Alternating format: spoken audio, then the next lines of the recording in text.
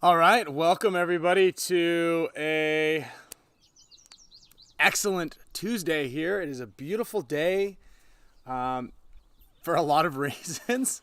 There's a lot of things that to be thankful for right now, and one of those is that it's Tuesday and it's 4 p.m. and it's going to be a fun show.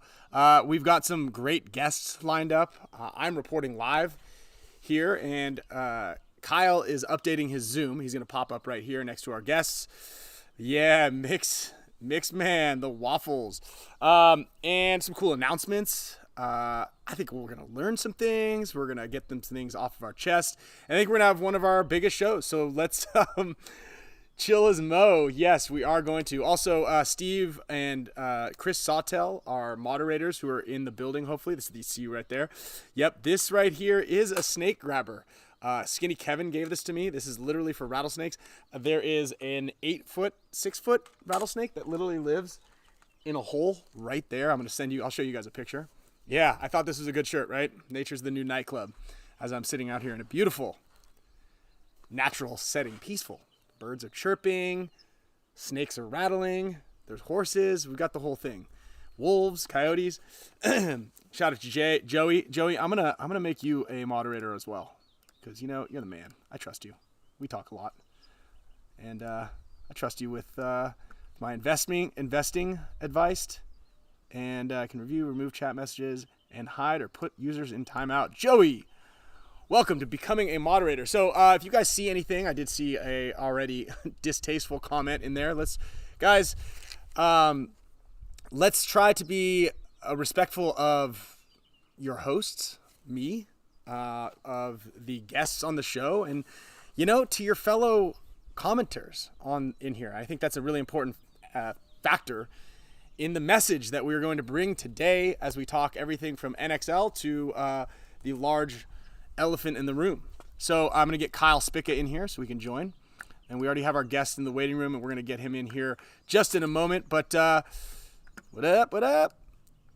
Yo. Let me get you up on the Nectar projector. Booyah. There he is, looking good. Blurred background. Speaking of Nectar projector, I want to thank all of our sponsors really quickly, everybody who helps to support the show and keep us on air. We're at episode 341 weekly on YouTube. Before that, we had a good almost year on Facebook every single week. And we've got a great community. I think Paintball has a great community also. It's obviously something we're going to talk about. And we want to thank everybody who tunes in on a weekly basis. We really appreciate you. Everybody whose name is in green. You guys are members and supporters. We spin the wheel. We give you guys little shout outs and discount codes here and there and first drop looks. But the wheel is what we really care about. That's what we're doing. Nick Sloviak in the house as well. And then also our show supporters. We got Pate and Pate Smith Law. It's, I believe, Pate. Lovely wife is joining us for the first time as well.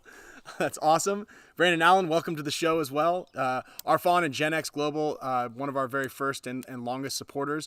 You guys all know the pods. You can get replacement lids now. I mean, you break the pods, you can get the lids. But Arfon has been supporting Paintball and lots of different endeavors within Paintball for quite a while. And, made in America, best pods in the game, and really great dude. So if you guys are at an NXL event, I'm pretty sure he's already putting the pods for Ohio out there. You see Alex Fragi right here. He's always with us in spirit or on show. The Hormesis Lord, Alex Fragi. I could put a Hormesis logo right there, but I just feel like that is just a little bit better. Junior and Gina from BFPgear.com. Also another big supporters of Paintball. They've got fields, brick and mortar stores, online stores. They sponsor the 2 top teams in the entire world. That's Dynasty and PB Fits, in case you guys were counting still. And they're just great all around people. We got a question of the day sponsored for them. And then the boys over at Nectar. I popped in a Nectar right before the show because I feel like, albeit I probably will slip up and make some mistakes when I'm tiptoeing around these very delicate scenarios and situations, I feel like the Nectar might prolong my ability to navigate not getting canceled, as I try to do every single week on the show. So on today's fun episode of Try Not to Get Canceled, we are going to talk about the Marcello and Dan situation. that is unfolding every minute of the day. There's a new piece of info that drops. So talk about morally, what companies could and should do to distance themselves or discuss it. Marcelo's response, Dan in general. I think not much needs to be said about that. And yeah, it is very crazy, and we're going to get into all that, and we're going to get your, your thoughts as well. So we invite you guys all in the chats there, open dialogue. If we miss it, if we miss your comments, obviously throw it back in there. Please try to be respectful of everything. I know that we have a lot of people in here. So like I said, once we get Tom Cole's going to come on. We're going to talk about the NXL. We're going to talk about the ground. Remember we talked about this last week. And then we're going to talk about all this, pretty much everything we got, just paintball in general. And yes, thank you, Meter. I do remember that whatever we say is here forever. So yes, thank you, Meter. I really appreciate that. You're welcome to come on. I believe the link is, you have the link here. So if you want to jump in here and give us your two cents. But what we want to do is we want to focus on solutions, accountability. We want to, talk about the community values. I've seen a lot of hate thrown in a lot of people's directions, and that's not cool. One of the things, because I've been mulling over it, again, I'm going to get Tom in here in a second, but getting off my chest is people attacking people because they don't believe in what they say, and this is kind of across all boards, whether you disagree or agree with someone's viewpoints, and I just want to flat out say that nobody should agree with the viewpoints that Dan has bestowed upon everybody. That is where a very strict and stern line is drawn, and everybody should be on one side and not the other. Want to point out one thing, because there were, and I kind of wish I'd screenshotted everybody's names, but a couple of things. I was called a Nazi several times. First of all, I'm Jewish. Second of all, my grandfather fought in World War II. Not sure if those two things were very public, but and he was on the good guy's side, just so we're clear about that as well.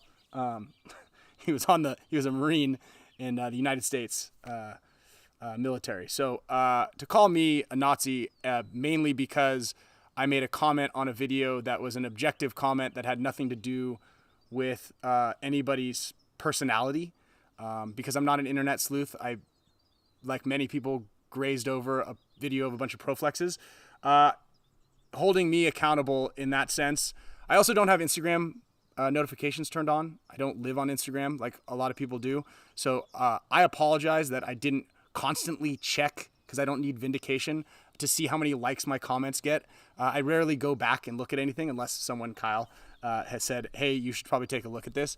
At which point I saw a lot of hateful and derogatory speech directed my way.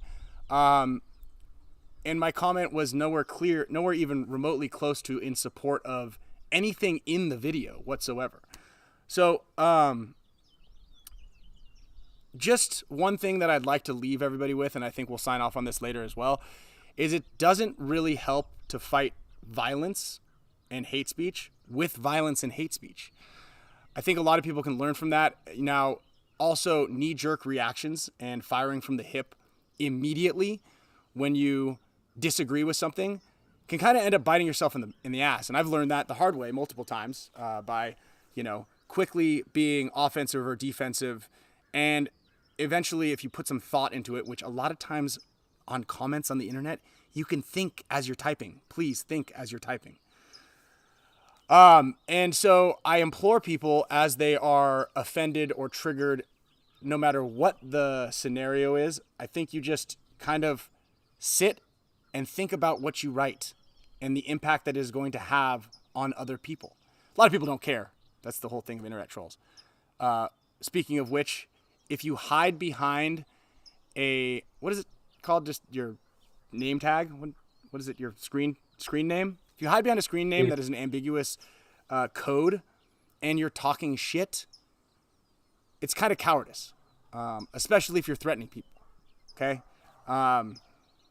Just like, if you disagree with somebody, try to open a dialogue with them. I think that's probably the easiest and quickest way to find a reaction. And if the person becomes defensive and starts shitting on you, then you can kind of maybe ramp it up a little bit. But to comment hurtful and hateful things because you disagree with somebody's viewpoint and there's a secondary or tertiary crosshair or crossfire, I just feel like it's hard. Yeah, hate can never overcome hate. Thanks, Kenneth. So, yeah, man, that's kind of what I wanted to say.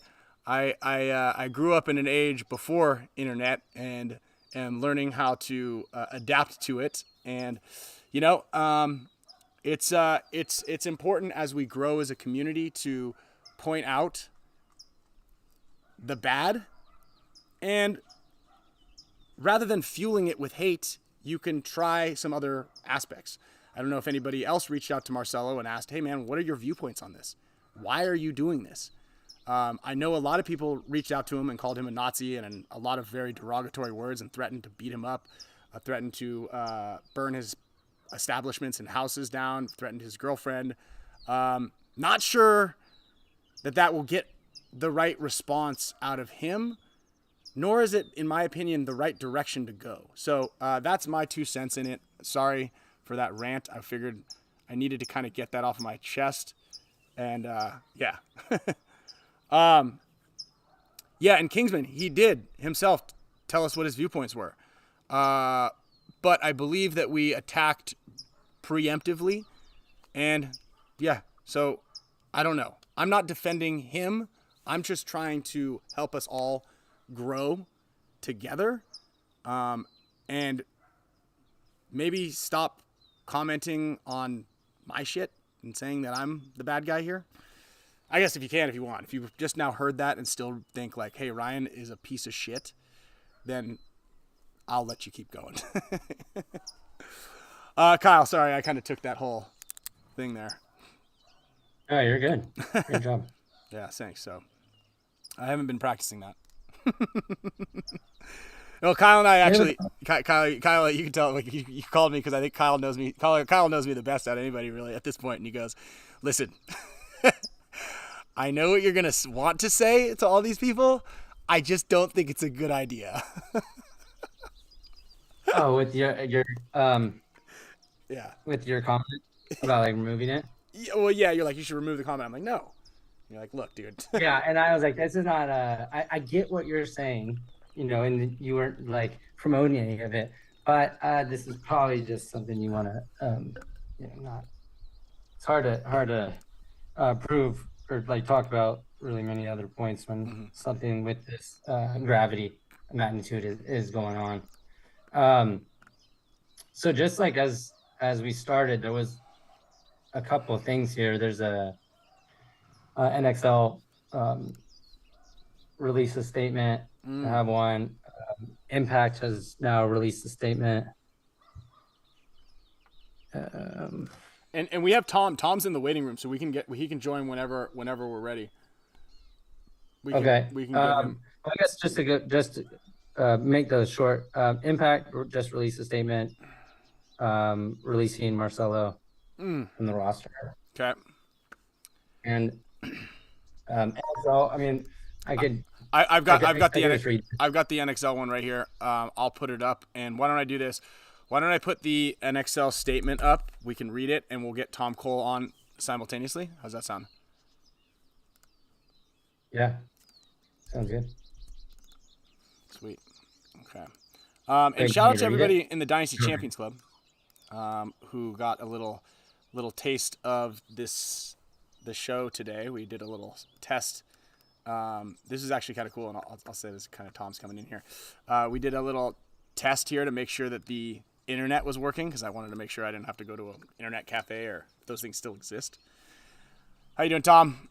Well, how are you? You have a snake stick behind you. Yes, I do. Well, you know, Tom, actually, funny story here as I get into this. I called Tom yesterday, or Tom called me yesterday, and I happened to be up at my we have an Airbnb right here in Ojai, and it's where Camille's grew up, my fiance. And there is a 6 foot or 8 foot rattlesnake that lives right there underneath the patio. And I sent you the pictures, and you just happened to call me while I was up here, and as we were scheduling this show, and you and I said, "Hey, by the way, Tom, what's the best way to trap a rattlesnake?" And then he got really excited about it. Yeah, if I'd have been in California, I'd have come and got it for you. That's for sure. Yeah, Got it out of there. I think someone found it and maybe got it, killed it. Got it. There were the people down the horse pasture. There were some people riding horses down there, and I walked my daughter down to go feed the horse, and they had this look like a python on a shovel, and it was in one of the sheds. Looked similarly as large to the one that was living under here, but hopefully they nuked it. They get big. I'm always sad to see a snake die. I know. I'm sorry, dude. Too close to people. I know. Yeah, I'm sorry. no, it is what it is. We're in their habitat. Well, Anyway, so you guys released a statement where we were just saying, oh yeah, well, what I was actually saying before this, and I want to point this out because you're gonna get a kick out of this. So I did a test stream this afternoon with my Champs Club guys. So everybody in the Dynasty Champions Club got a little sneak preview of the show. We just kind of chatted. And guess who popped into the show? Damian Ryan. Angel Fragoza. Oh, my God. Angel. Yeah, dude. So shout out to the Dynasty Champions Club who got to sit there and have a conversation with, we were calling him Snake Jesus. Yeah. Yeah, it was pretty cool to see him. He looks exactly the same. A little bit less hair That is cool. right here, but everything else is the hat on. He looks exactly the same. Yeah, there's something in the Dynasty water that makes you guys not really age that well. Bad. I mean, you don't age. Too badly. Yeah. Yeah, I mean, thank you. I guess. That's a good thing. It is a good you thing. You become a sort of a promoter. That'll age you. Yeah, the 3 kids have given me quite a bit of gray hair. That's for sure. Yeah. Well, Tom, one of the things that originally when we had planned to have you on was because last week's show we were wrapping up the NXL event and kind of not incredibly stoked on just everything that has to do with Atlantic City, the ground, the zombies, the whole everything, the one road in, the one road out. Kind of just like that's just they build cities like that for a reason, and that's to keep people in when they need to. So that was originally why we wanted you on the show, and then we got never a dull moment in your life in the Tom Cole-verse. Tons of fun. Yeah, and they banned alcohol. I mean, all of that. So I want to get to that, but kind of want to get your take on just the recent things that happened. There's a statement that you guys released just recently. Release here. Yep, like 20 minutes ago, 30 minutes ago. Okay. So you guys can all see it on the screen. So I guess kind of, man, what's the plan? So you guys you updated the rule book so you can't have anything offensive. So which basically no swastikas. Ambiguous. Right? That's kind of the drive, not to have swastikas. Just to make sure, we did get some complaints through the time, about trying to have a safe environment and all that kind of stuff. And hate obviously kind of contradicts feeling safe, you know what I mean? So we're just trying to, clean things up. How's that? Okay. Now, who deems what is and is not I knew you were going to ask that. offensive? Right now, it's going to be me. Okay. It's I mean, in my world, I'm the best person at that. But I don't really. I mean, we're gonna have to define that a little better, right? But as of right now, it's gonna be me, and it's gonna have to be pretty offensive. You know what I mean? We're not gonna be, taking it too lightly. You know what I mean? It's gonna have to be like, KKK hood or a swastika or something along those lines. Okay. So it's kind of slightly ambiguous, but I think that everybody is on the same page. At least I hope, right? Offensive and hatred. I don't think there's ever a time that everyone's on the same page. That's true. I'm sorry. That's actually, I don't know why I even thought that. Well, at least online, no one's ever on the same page. But yeah, I mean, I do think it's a little weird that like, I assume that it's self-evident that, we don't like Nazis. Um, and, but obviously enough people asked the question that we felt like we needed to make a statement to say we don't like Nazis, right? We're not Nazis. I don't like Nazis. I thought Virtue had the best post, which is the "We Killed Nazis" guys with Virtue goggles. That was well done in my opinion. So yeah, it's a tough thing, right? Um, so I don't think anybody condones that stuff. So why would we allow it at our events? Just makes it's a necessary step and a logical next step. Okay. So what? I mean, I think it's safe to say that you're not condoning any of this, but what is your viewpoint on how the situation unfolded, how it's been handled? Your views on.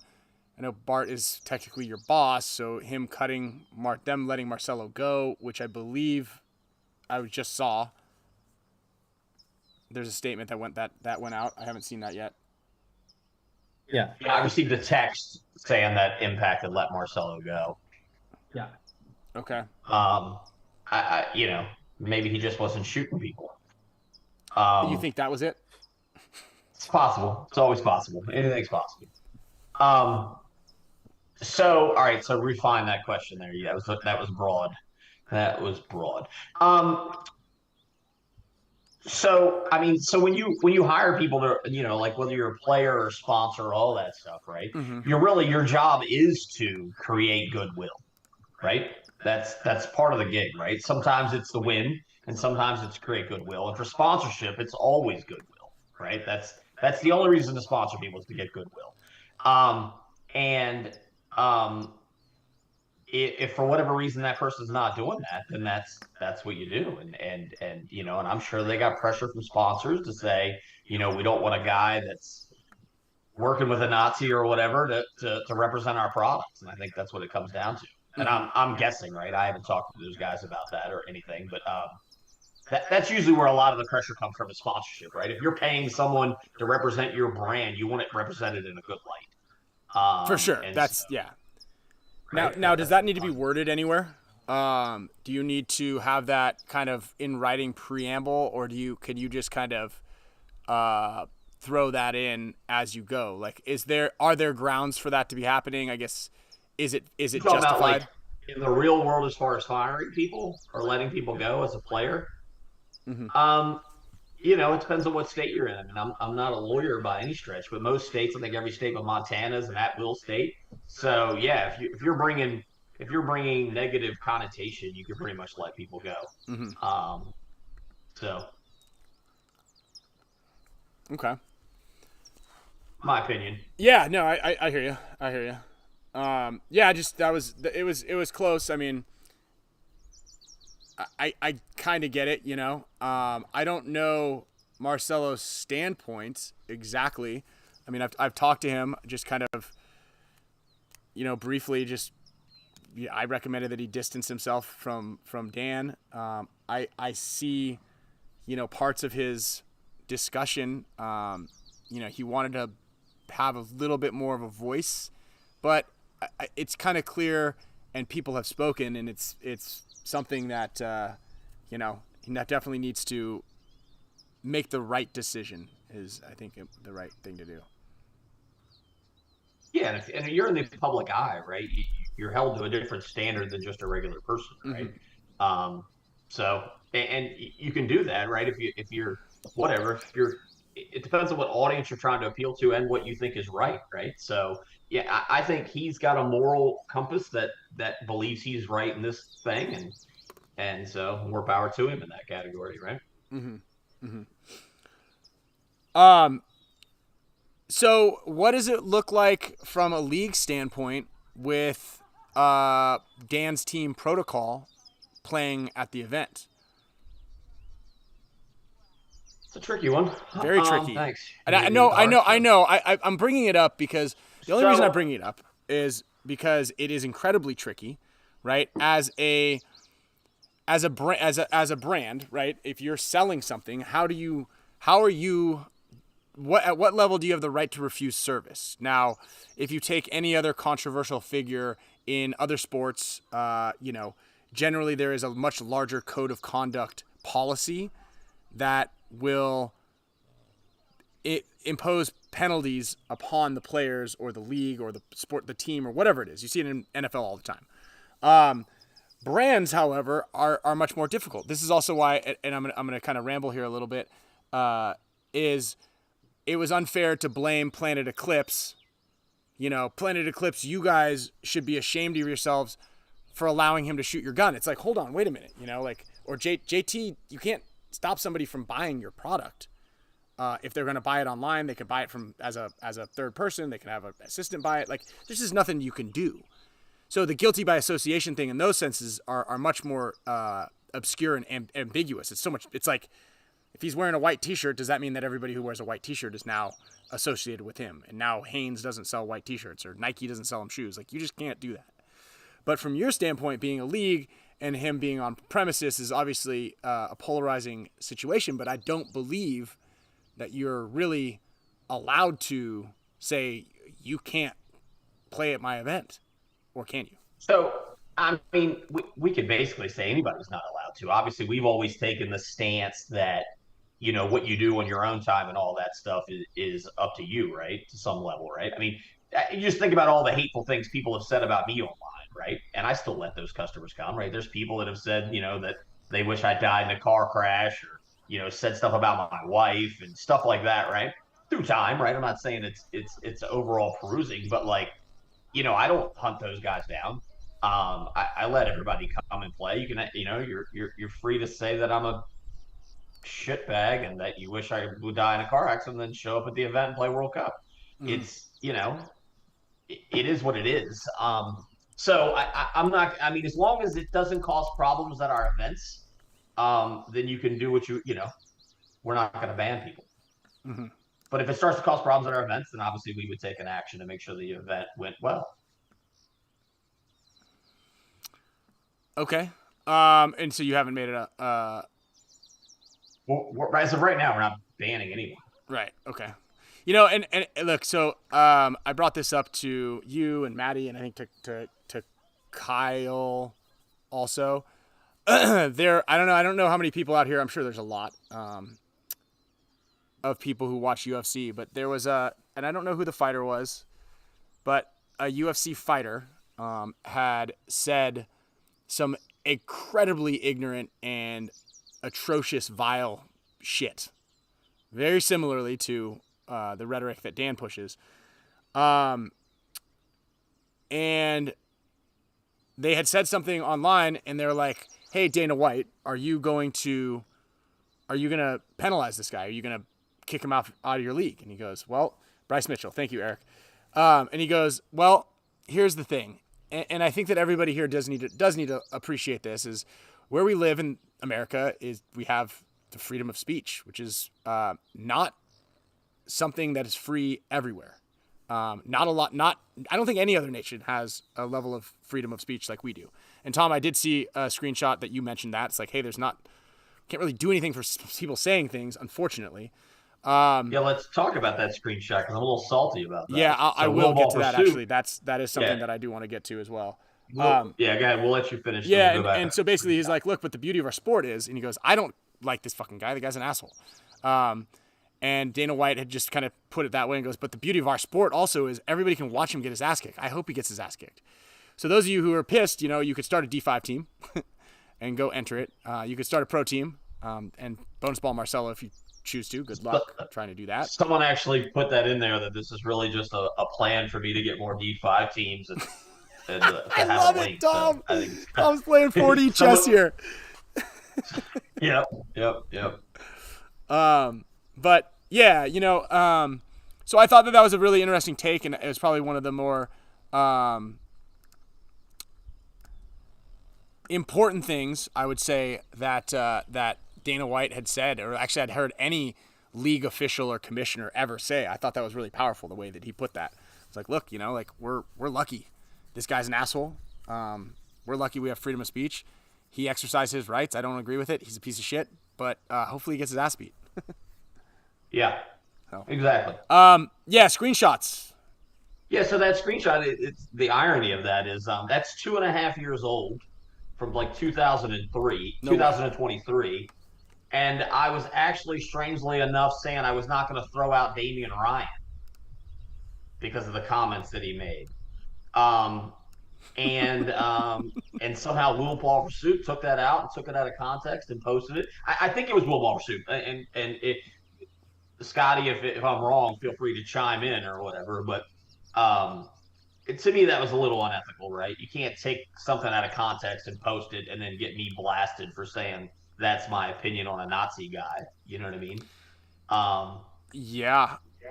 So that is kind of shitty, and that's kind of his game, is taking things out of context. I will credit Will Ball and Scotty for saying the one of the comments that I saw, he did say something pretty good, and it's kind of, he said, he hates the situation because once he saw the feed neck hit his DMs, he had to say something. There's no explaining away the combination of what he saw on there, and it's disappointing because his demographic is a perfect match for paintball. Now, it is a lot of toxic masculinity in his demographic. However, he's done some good things, builds his own field in Nevada, and basically this is a big moment in paintball, and it was kind of like, I think a lot of us were kind of let down, and I think a lot of people were like, okay, the toxic masculinity of this guy, and he says some pretty shitty things, but maybe there's a glimmer of hope that this brings more eyes on paintball, so people tolerated it.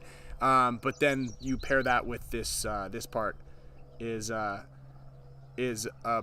kind of a major red flag and a bunch of bullshit, obviously. However, the out of context things, because I do want to point out that Marcello didn't take those really clear pictures that were posted, but it was kind of cut together to make it seem like he did.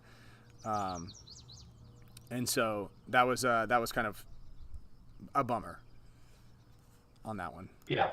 So it goes back to my rock thing. I have a story remember Philly when we had the really bad fields where there was no grass? I like that. I wish I would play there 10 days in a row instead of ever going and playing that ground in Atlantic City. Atlantic City? Yes. We'll work that out for you. But anyhow, I saw some lady like pick up a rock from the woods and come and toss it on the field and take a picture of it. And I saw her and I was like, what are you doing? And she's like, the fields are shitty. I was like, I agree, but that doesn't mean we got to bring in rocks from the woods and have you post it online. And so she still took the picture. She was undaunted by her ability to try and make the story worse than it was. So. Who was this? Some lady, I don't know, some random lady. It was back in the original field days when I was getting wore out about the dirt fields or whatever. And she just decided to make her story look that much better by bringing a rock from outside the field onto the field to make it look like we just left big rocks on the field. So, yeah, I'm always like, we screw up enough stuff to not have people, That's just good journalism, Tom. That's just good journalism, yeah. Nice one, That is Lando. good journalism. Yeah. Look at this place. It's atrocious. Well, I think from an objective standpoint, the fields in Atlantic City were lousy across the board. So I feel like the events are so crammed together. Can you please promise me that Ohio is going to be like just not on gravel, or like there's going to be maybe, what do we have in store for us coming up? So I'll give you my theory, and we'll talk about Atlantic City for a second. So so you will have very good grass in Cincinnati. Okay. I will go out there in a couple weeks and take pictures and show you. Okay. How is that? Okay. So Atlantic City. So we made the decision on Atlantic City, and it was not an easy one, right? Because I love the King of Prussia location. The grass there is amazing, and there's a lot of variables. But the May date, specifically that April-May date, is been rained out every time we've had it, right? It's almost universal, right? And it rained this time as well, again. And Atlantic City, that venue is the best venue to deal with water. We played the finals there, and it played fine. It didn't play like Texas, didn't play like Chicago, didn't play like Philly in the rain. It's just sand and no grass to get in the way, luckily. And we have a paved parking lot, and we have a paved walkway in. So it's the best at dealing with rain. Now I did leave the venue. I did whenever we left Wednesday or whatever, and then I went and looked at 3 more venues last week. So I went and looked at Dover Speedway, which has some beautiful grass fields, and a gravel parking lot. I went and looked at Timonium Fairgrounds, which was nice. It's a little small, but it could be nice. And I looked at a piece of land in DC, right on the DC side, on the Occoquan River, which was really nice. DC. So maybe we'll have DC, huh?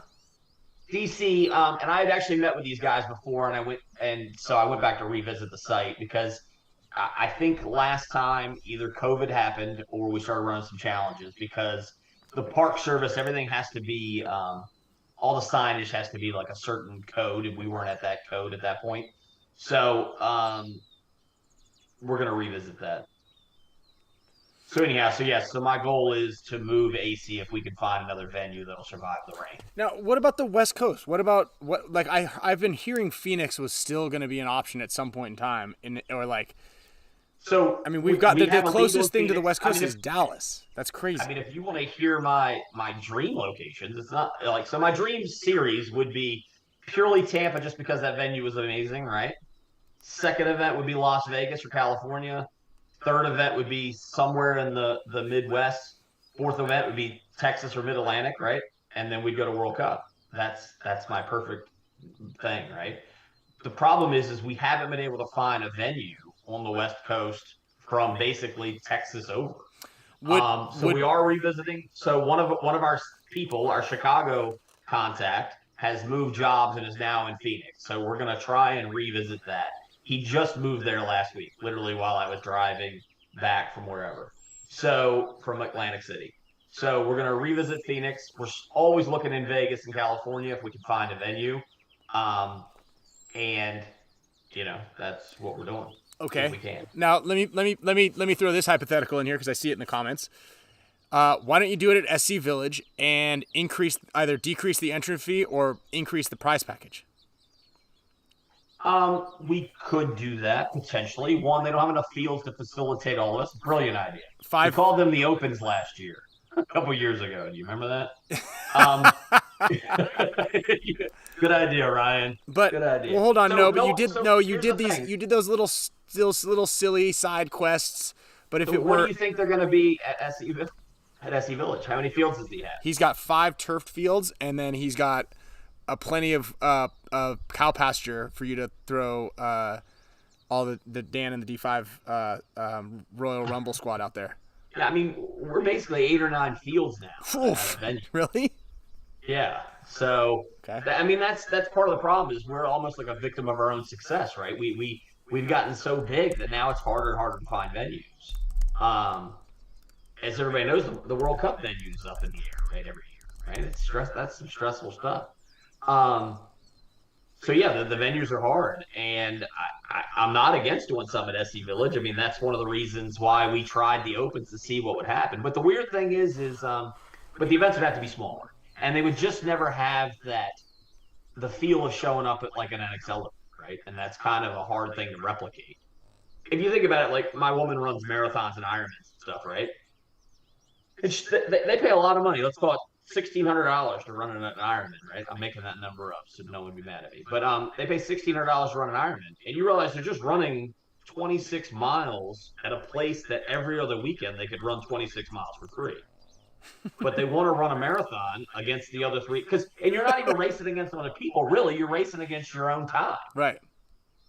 So there's something about the size of the event that creates something, right? People go to World Cup because it's the World Cup, because it's the largest event in the world.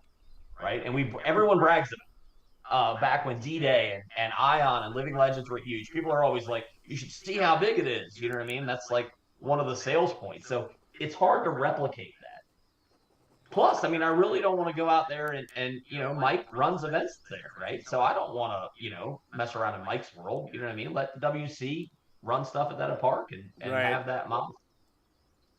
True. because it's important, and everybody overlooks this, right? There's two things. Like when you see people say stuff like, let's get rid of the NXL and let's just play the local leagues, right? They don't have the capacity, right, to host as many teams as we do, right? And we need those. And the worst thing that can happen would be Mike gets rid of his lower divisions and brings in like, and I'm speaking on Mike, but any league to bring in those high end divisions and tell the low end divisions they can't play, right? So it's a challenging thing. We need those local leagues to be healthy and kind of growing in order for paintball to survive. Forget the NXL. We just need it for paintball to continue to survive. And you know, we've always had this model. It's not a, it's not the ideal model. I mean, from our point of view, we would much prefer to be at. I shouldn't say we. I would love to be at paintball parks. A lot less work, a lot less money spent. We could reduce the entrance fees, increase the prize package, yada yada yada. But people still want to go to the big events. Yeah, that is true. It's a weird conundrum. Huh. We confirmed for World Cup. We are. Cool. Same they confirmed Saturday of Atlantic City. Awesome. Yeah, awesome. Scary. That's the stuff that keeps me up at night. Okay. So you've got some comments in here, and we can just quickly address them. One is lowering team count to provide a more manageable experience. That's one, right? Yep. Another one is put it in a large venue in a more obscure location where you can guarantee a bigger venue that has like a farmland in Idaho that has problems for travel, I'm assuming. And then another one is raise the event count to 10, but at smaller venues. Yeah. So once again, I love all those ideas, right? So we'll go with the first one, right? Mm-hmm. So and this is the dilemma I got, right? So all the other like weird sports, we'll call them, right? We'll put us in the weird sport category, right? So like if you're going to go to the BMX championships, they're in Tulsa. If you're going to go to the horse riding championships or whatever the equestrian championships are, they're in, BFE, Florida, right? Somewhere Ocala, right? There's nothing there. You go to the cornhole championships, they're in, Rock Hill or something, right? South Carolina. They go to these, what I would call third tier cities, because the venues are cheap and they get more money from the state, right? They get more money from the local government because they're having a bigger impact. The problem is our people that play paintball now are almost professional paintball tourists, right? Like you guys are playing 5 events and the lower guys are playing 3 events. So they want to go to someplace cool and they want to be near an airport and near stuff. So, and I'll give you an ironic thing. So if you look at what hotel prices are for a venue, they will almost directly correlate to a higher team count to higher hotel prices. And that is baffling to me. So when we go to Vegas, hotels are expensive, super high turnout. We go to the Northeast, the hotels are expensive, super high turnout. Tampa, hotels were expensive, super high turnout. We go to Cleveland, we go to Nashville, we go to these fringe places, low turnout. Because I think people are looking at it as an experience. I mean, there's like I said, I think some of us are paintball tourists, right? Right. And so, and it's hard, right? Because we have historical data that we're working off of, right? And then we have new data. And the historical data could be just because it was a bad time, or the league of the time didn't do a good job promoting it, or maybe there wasn't a large community at that point in time, or whatever the thing is, right? Because we're significantly bigger than we've ever been in the past. So we'll just go with that, right? So, and yeah, that's where we're at. And I think I pitched, going to a 10-team pro division, right, to everybody, and no one liked it. No one liked it. So I like the double year events. I like the double events. I inherently like all those ideas. It's a constant battle with my group because I'm always pitching these crazy things. But so far, the logistics has just not worked out with it, to where the teams want that. Yeah. So look, you just love miles. You just get to travel. more cities to deal with. Good. That sounds like tons of fun. I don't like weekends. I don't like weekends at home, apparently. That's no, you sure thing. Don't. And Yeah, that's interesting that the paintball experience. I think that kind of makes sense. And if anybody has the data, it's you, right? You have the data. And the Tampa event was very expensive for hotels. It was relatively inexpensive to fly into. But yeah, I mean, I thought, I mean, Tampa was excellent. That was such a good event. The venue was pretty great. It was like everything about it was fantastic. And yeah, I mean, there were a lot of great points to that one, and it was just we need to bring up, and this is one of the things, right? Like we as a community need to be better stewards of what we're doing, right? Like so, like for example, I had to go shovel the intersection outside of there because someone dumped about 3 cases of paint in the intersection, right, of Tampa. Well, so that's one of the challenges is why we have a hard time getting these venues. I'll pick on Dynasty at Riverside. You guys remember Riverside? You guys, I walked over and you guys are literally testing your paint on like a 300-year-old monastery. Stop it. Just tossing the paint at it. And I was like, stop it. Probably not that good for it. And you guys didn't mean anything by it. That's what I'm saying. I'm not saying you were being malicious. I don't even think the people that dumped the paint are malicious. I just don't think we've done a good enough job explaining to everybody how big of a challenge that is for the cities. And I spent all that time explaining that. I will say this, and I don't know, everybody can take this with a grain of salt. I do keep, like, when I open some paint in the alley, I'll throw like 10 paintballs in the back. I'll make sure there's a fresh couple paintballs broken on the street in front of the house. So when people walk by, it's a little marketing, If I've got a random paintball and I'm in a parking garage, I throw 2 of them on the ground. And people are like, is that a paintball? How does that work for marketing? Not a whole case, just a couple balls. Like you throw like 2 or 3 balls on like a little breadcrumb trail around the city.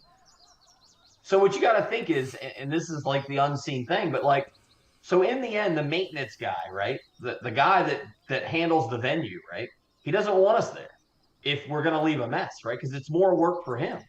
So in the end, he is always a bug in their ear to not have us back, right? If we leave it a mess. And I'll give you Nashville's thing is one of my best stories. So we went to Nashville to Smyrna and we had an in with the mayor. We had met the mayor. And so I'm in a board meeting with all these people, and the guy that runs the actual fields was like, "We're booked up. We have overflow rugby practice fields there." And I was like, "Overflow rugby?" And he's like, "Yeah, if we have too many rugby teams, then we move them to where you're going to have the tournament, and we're worried that might happen." And I was like, "Okay." I was like, "So we're a $2 to $3 million economic impact to your town, and if you want to give that up for the free overflow rugby practice facility, I understand completely." So the mayor asked me to leave, and then I hear a bunch of ruckus, and then we come back in, and that guy's just sitting there mad, and the mayor says, "You're good to go." But that guy doesn't want me. You know what I mean? So the very next year, as soon as we're there, he's like, "It's a problem. The parking was crazy. They didn't do this. They didn't do that." And then we're not back there. Mm-hmm. So, we just have to be – we try and obviously clean up, right? And we do the canvas thing, but we just also have to be aware that these things can happen, right? And that we just try to be as good as we can with it. So, touching on something you mentioned there, and this is actually, I had this in my notes, and I'm glad that you kind of reminded me to go back over them.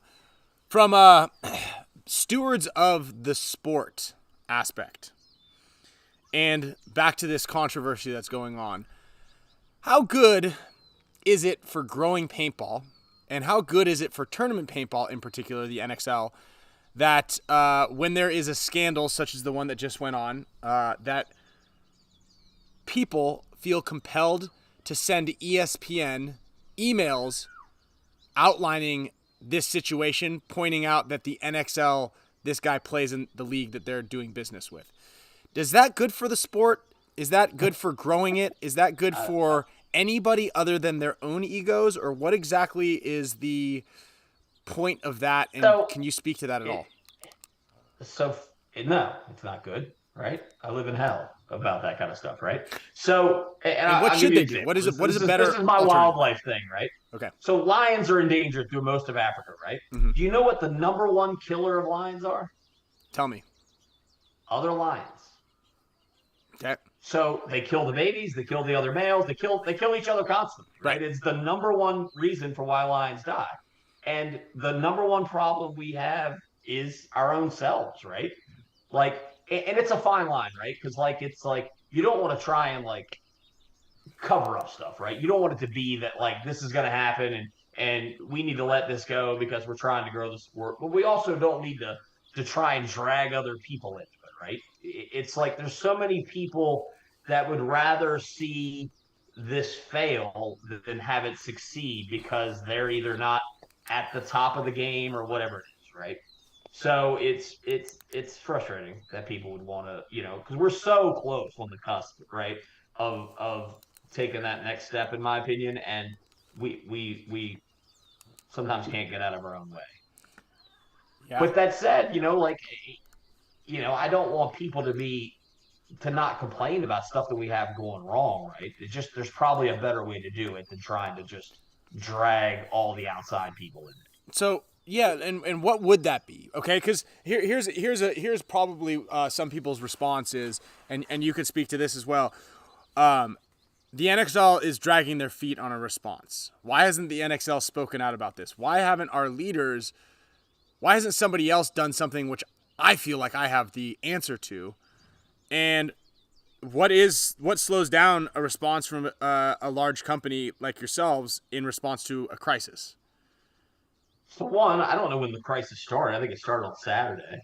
So yeah, maybe Saturday night. I think it was maybe posted, and Sunday morning is when it kind of began to catch fire and into, yeah. So I mean, none of these are excuses, right? Don't take these excuses. These are just the circumstances of this weekend, right? So I get home. I went and looked at 3 venues after Atlantic City. So we're there for the cleanup. We do our little walkthrough or checkout or whatever with Atlantic City. I drive home by stopping by these 3 venues, right? Because that's what I wanted to do. So I get home at Friday at 6 o'clock. So I've been on the road for 15 days, right? It's not that bad, but I've been on the road for 15 days. So I said, I am going to decompress this weekend. And I am not going to go on social media, and I'm not going to do it. Great timing. And then on Sunday night, actually, Uprising sent me a message and said, you need to get ahead of this. And I'm like, I don't even know what we're talking about. You're the first person to say anything. And then I go to bed, because I go to bed early because I'm old, right? And then I wake up Monday to an absolute fucking, shitstorm, to be honest. People sending me messages asking if I'm a Nazi, asking me, whatever. At least they asked you. I got messages where people literally said, are you a Nazi? No, at least they asked you. They just told me I was. Yeah, well, they'd asked me, but they were asking me, basically, you either do this or you are a Nazi kind of deal. So that happened, right, which is all pretty uplifting, to get back from the weekend. So that's why we were slow. And also you got to keep in mind, we're not we are always looking at our outward facing thing, right? Do we want to say something that is going to end up in the hands of NBC or ESPN or Nike or something like that, and we've said something wrong, right? So we have to spend a little more time digesting what's going on and creating a good response. And also we were in my opinion, we are the 4th tier of this, right? So you got, theoretically, there's other people that are involved that have more of a direct contact with the situation than we do, right? He's a D5 player that's won 2 of our events. But, I mean, I've only spoke to him, hi, how are you? Congratulations on winning, which I do to everybody that wins, right? I wait at that little thing, and I go out there and shake hands when people win, right? And I try to do it for everybody. And so that's really the end of my communication. So I definitely didn't understand. I should say understand. I felt other people needed to respond in order to try and keep things going. Okay. And I think a day and a half is not that long to respond to a crisis. Mm-hmm. Those are you're gonna that might have been you slipping up on this epised. That might have been the slip up. A day and a half, not too long. Yeah, day and a half. A little sooner than that, my friend. Well, and look, and it's never going to be the right time for anybody. And actually, in the beginning of the show, I don't know if you're watching this, as I preface, you don't want to have a knee-jerk reaction. Also, you want to make sure you respond correctly, especially coming from the top. If it is something that is coming from the tippy top, make sure that it is prepared. You did mention something here. You mentioned the NBC a couple of times. Did you want to talk anything about that? So yeah, so right before Atlantic City, I had a gentleman reach out to me and said that he was about to have a meeting with NBC. I don't know if I'm supposed to say this, but I'll say it. We need some good news. I need some good news. Let's get some good news. So he reached out to me and asked if he could have my cell phone because he was about to walk into a meeting with NBC, and he wanted to know if we could deliver 4 30-minute shows to ESPN, and he wanted to know that before he walked into this meeting because they wanted to do something with paintball. So we are supposed to have a follow-up conversation this week at some point in time. So yeah, so that was the high that I was on at Atlantic City. I felt pretty good about that. Okay, so currently there are talks to do a show, a 4-episode show with NBC. And did you hear anything back from that, or did we? No, I was supposed to talk to them again this week. So I was traveling, and they were going to another trade show or something that they were going to, one of the TV shows things. So we haven't had a chance to talk to them yet. So.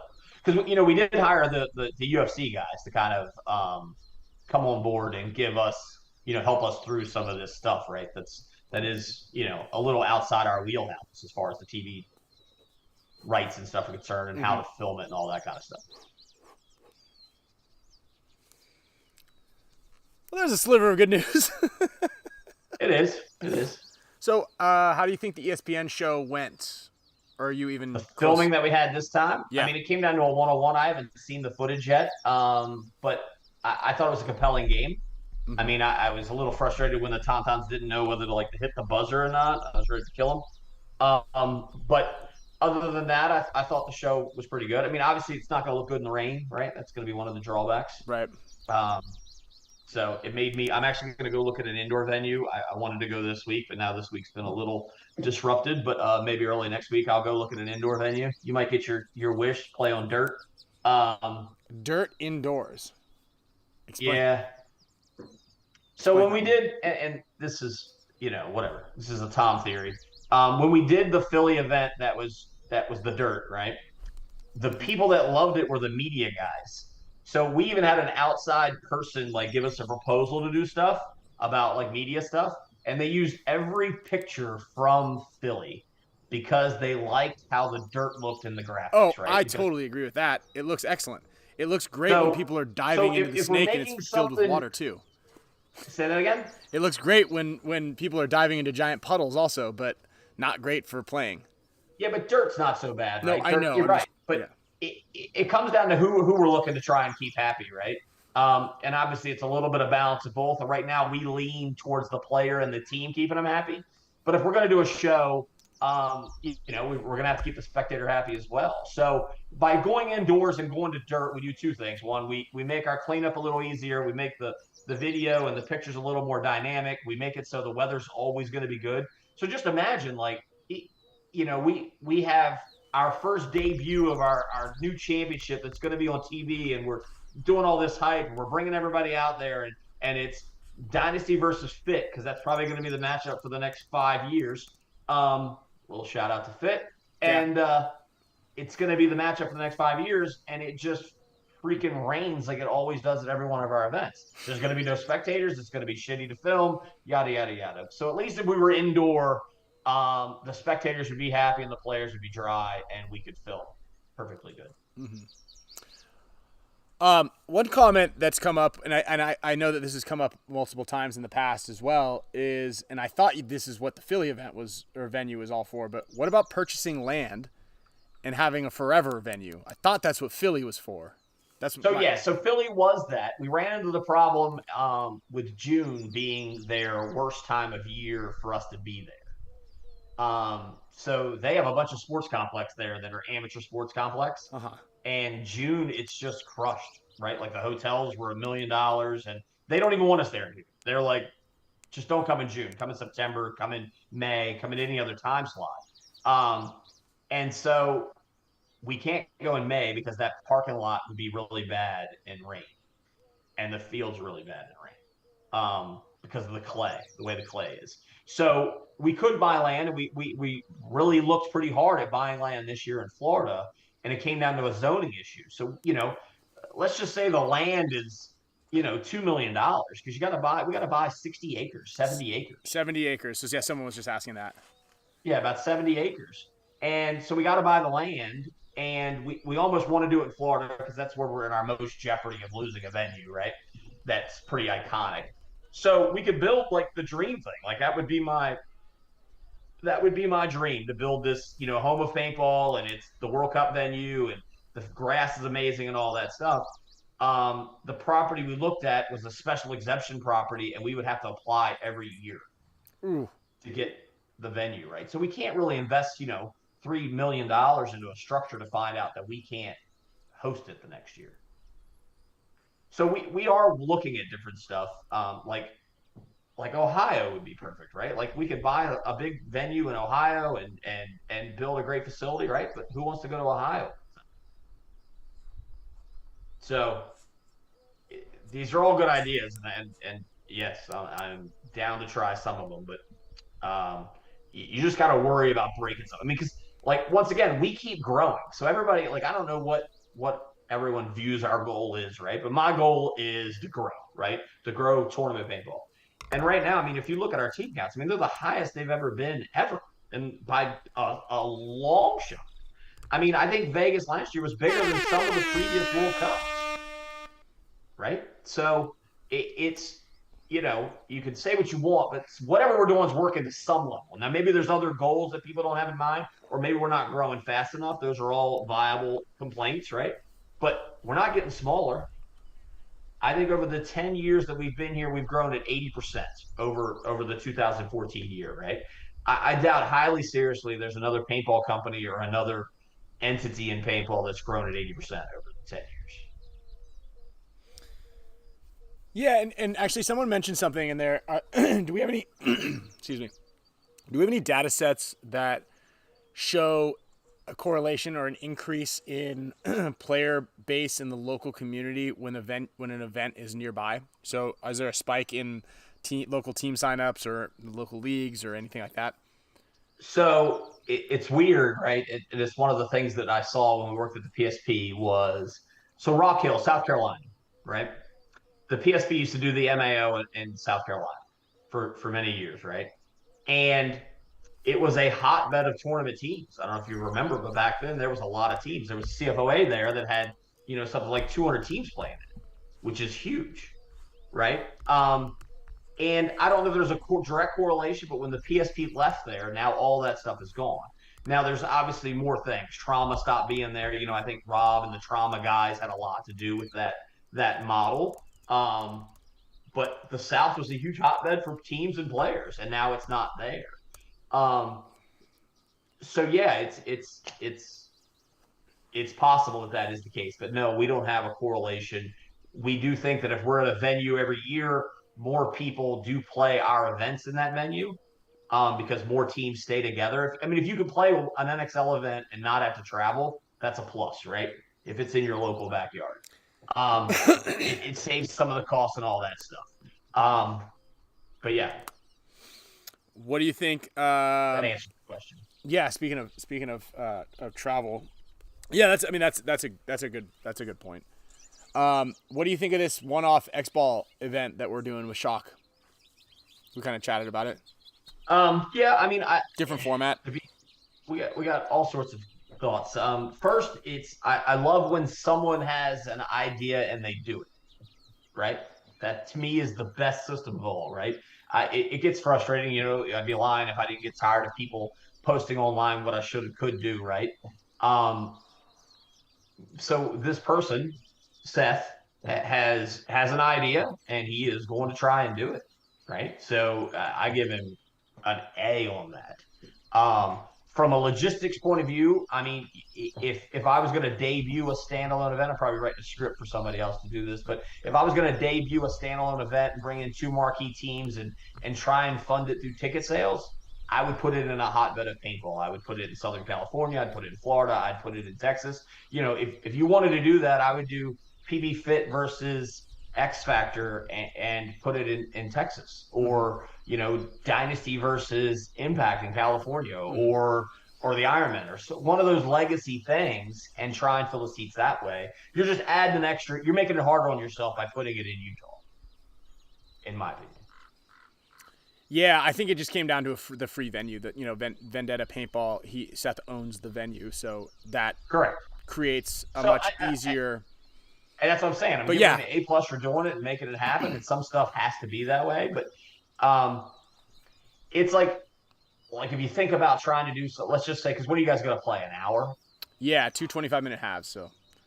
So if you guys don't practice that weekend, which I don't know what the plan is there, right? But if you go play for an hour, right?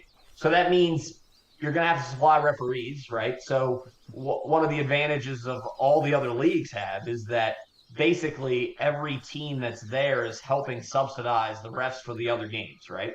Now you guys are going to try and get referees for 1 hour, and you're not going to get the best referees in the world because you'd have to fly them in from all over the United States, right? Mm-hmm. So that's going to be a challenge, right? You're going to have to go with some local referees. And to be honest with you, I wouldn't want to play shock with a bunch of local referees. That's you being honest there, right? So there's some stuff, but I think it's neat. I mean, I think it's a neat concept. And it's not far from what I talked about in my own mind, right? One of my ideas was to test this model because everybody else has this model. I was saying, like, well, let's go to Texas and let's do an event at Fit and an event at Giant and an event at X Factors Park and an event over in Houston, and we get 5 teams that are all pro, and we play like a little miniature true series the way like football is done, where this matchup is AC Diesel versus Heat, and then this next weekend is AC Diesel versus Fit, and this next weekend is X Factor versus Fit. Do a true like little circuit that to see if people would buy into that as a consumer, and then we would advertise directly to that consumer. So, I mean, yeah, that's kind of what we would do. That was one of my ideas, but it's once again logistically and financially it's hard. So I'm happy someone else is trying it, and then and let's say this, let's say he ends up 70% happy with that, right? Maybe the next step for him is he will make some adjustments and then make it better, right? It'll be whatever. And obviously we're going to borrow, we use that term lightly. If anybody finds something that's truly successful and is working, we would borrow some of those ideas. People can be mad about that, but isn't that we would borrow some ideas. Borrow some of their ideas. Borrow some of their ideas. The difference in everybody's going to borrow our ideas. You know what I mean? It's paintball. It's a game. I want people to borrow our ideas. You know what I mean? That's what it is. I mean, if you look at almost every league, almost every league just uses our rule book, right? They don't have their own rule book. Mm-hmm. Quick question about. Well, there's one of those I forgot I was gonna be, but I was just kind of seeing all the comments about Marcello. I'm about to open the chat up to the world. I closed the chat off to just subscribers and members. And one of the things that I've kind of come up with, like just seeing in the comments for this whole Marcello thing, how he was let go, and then read the press release. I heard that Impact hired a publicist to make sure that they, handled the situation properly.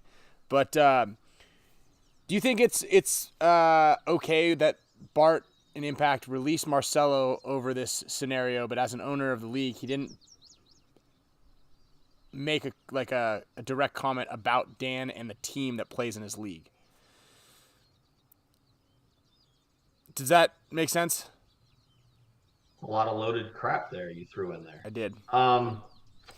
So, I think one of the things that we've done as a league, which is important in my opinion, is separated, the guys that have invested in the league and then the decisions that the league's made. I mean, the owners, I can't say how great they are at letting, not being so involved that it almost becomes like, what's best for Impact or Heat league, right? They keep it hands off, right? Like most people don't even really say anything about the owners when they're mad or whatever's going on, it's mostly directed at me, right? As it should be. So that's you're a healthy.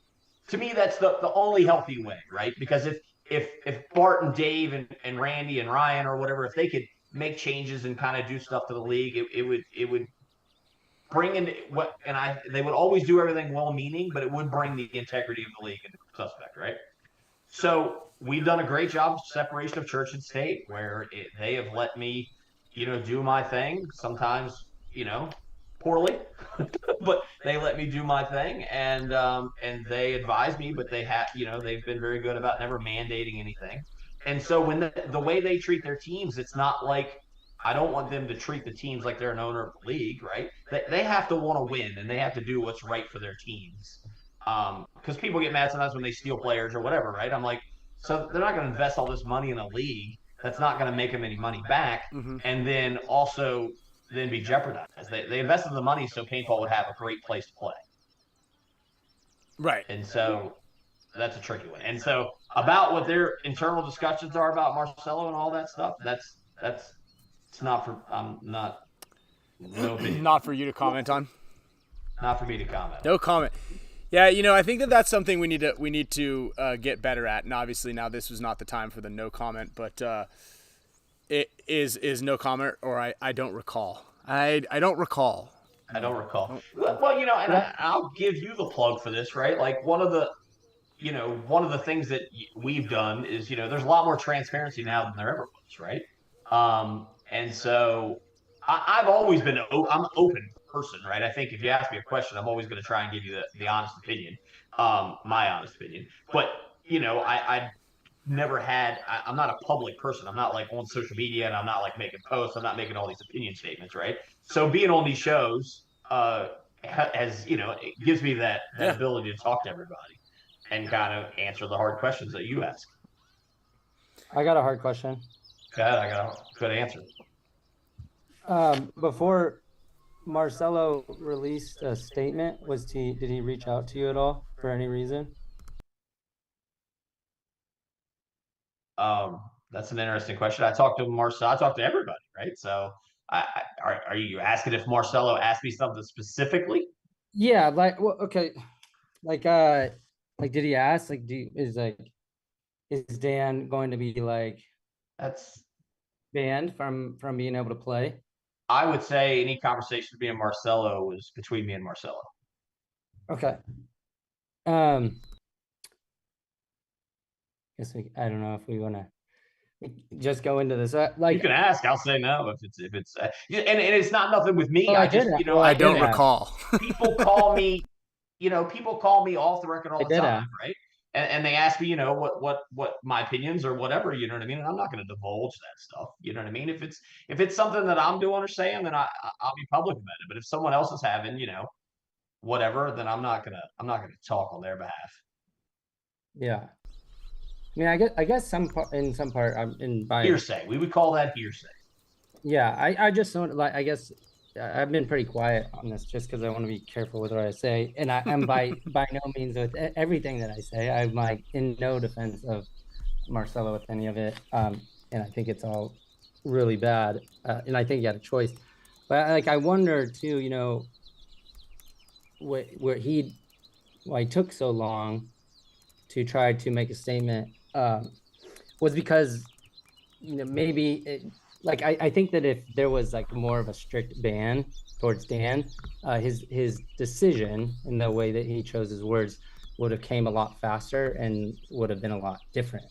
So I'm, that's me just speculating because I don't have all the facts, but I think that's, in part to why he might. I would strongly suggest you guys interview Marcello. If you guys want to get the thought process and the coulda, woulda, shoulda with Marcello, you should interview Marcello. Yeah, that was on the docket. It was thrown out there. Obviously, it is his call on whether or not he wanted to come on.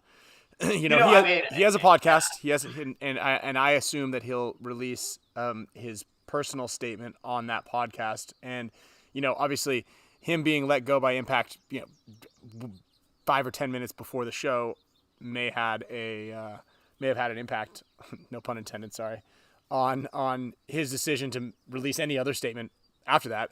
And, you know, maybe he is thinking about it. And I think I saw a lot of things in the comments, and, you know, it's obviously easy to make the response. And I don't know exactly what the full decision is going to be for him, but yeah. Well, Yeah. you know, I'll just, you know, like some of the stuff that happens online is brutal, right? So, and I don't know if Marcello has been in, yeah, obviously I'm in the thick of it all the time, right? And, you know, it's hard to stay, you know, happy when everybody is just like, I mean, people are ruthless online, right? They say horrible stuff for or against whatever it is that people just have, they're ruthless, right? And so, you know, and it is what it is, you know, but I think Marcello, you know, I think that hurt his feelings a little bit, right? I think he didn't expect that backlash. I think he thought he had a relationship with more of the community, right? Yeah, And but I think like I said in the very beginning of the show, there is a line, okay? If it's if it's, you know, do you like spring water versus tap water, you know, there can be some banter back and forth on what the decision there is. I use that as because I got absolutely roasted. If it's buy a Tesla or not, then there's going to be some back and forth, and people may throw some derogatory terms toward you, because again, that's happened to me as well.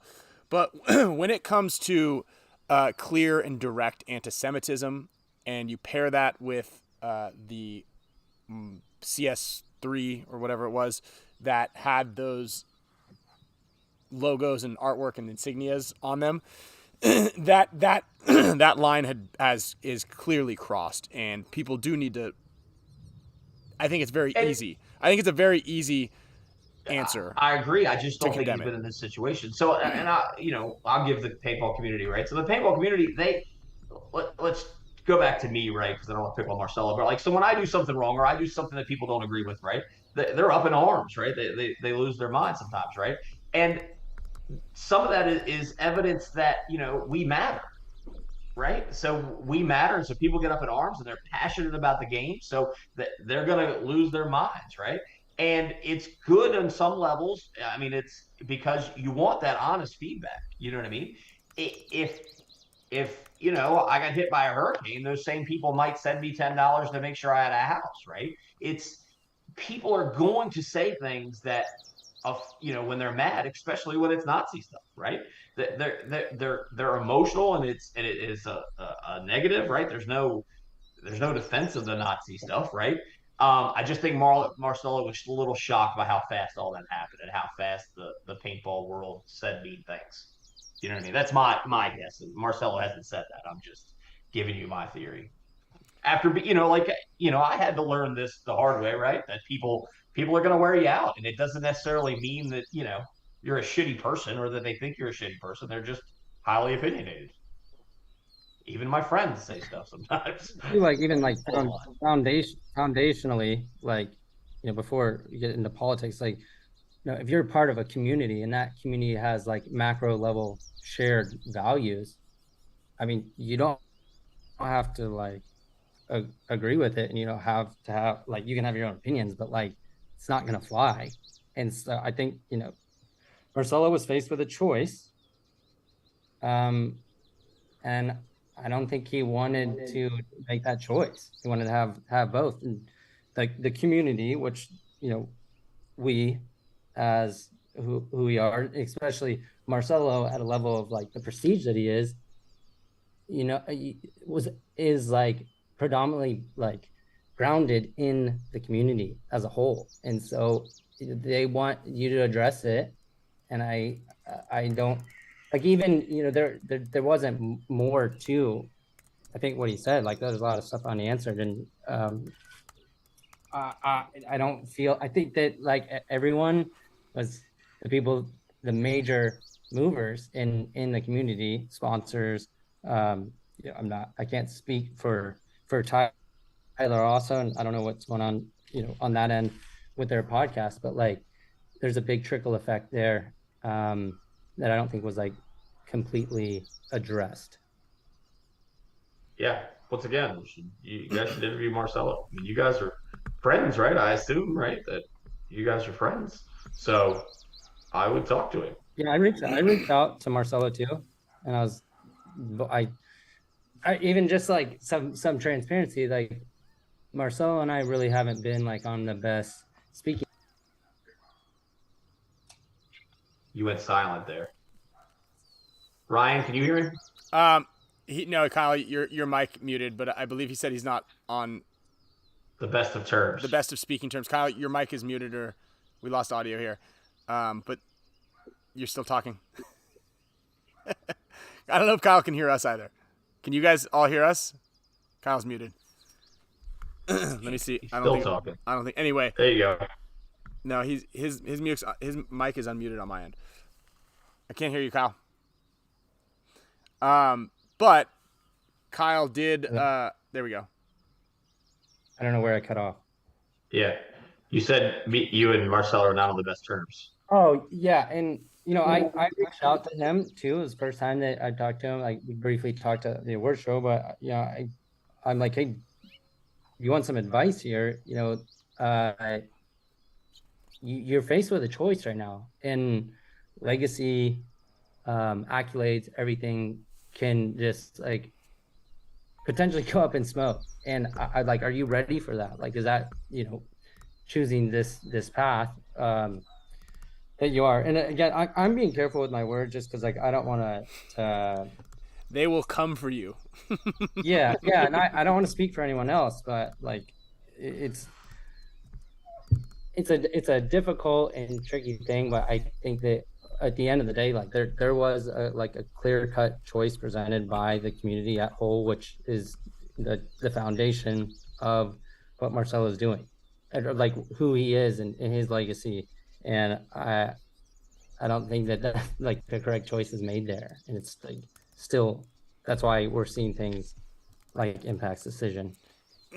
Yeah. I mean, once again, like I'm not Marcelo, right? So I don't know what was going through his mind, and I don't know, why he did what he did or whatever.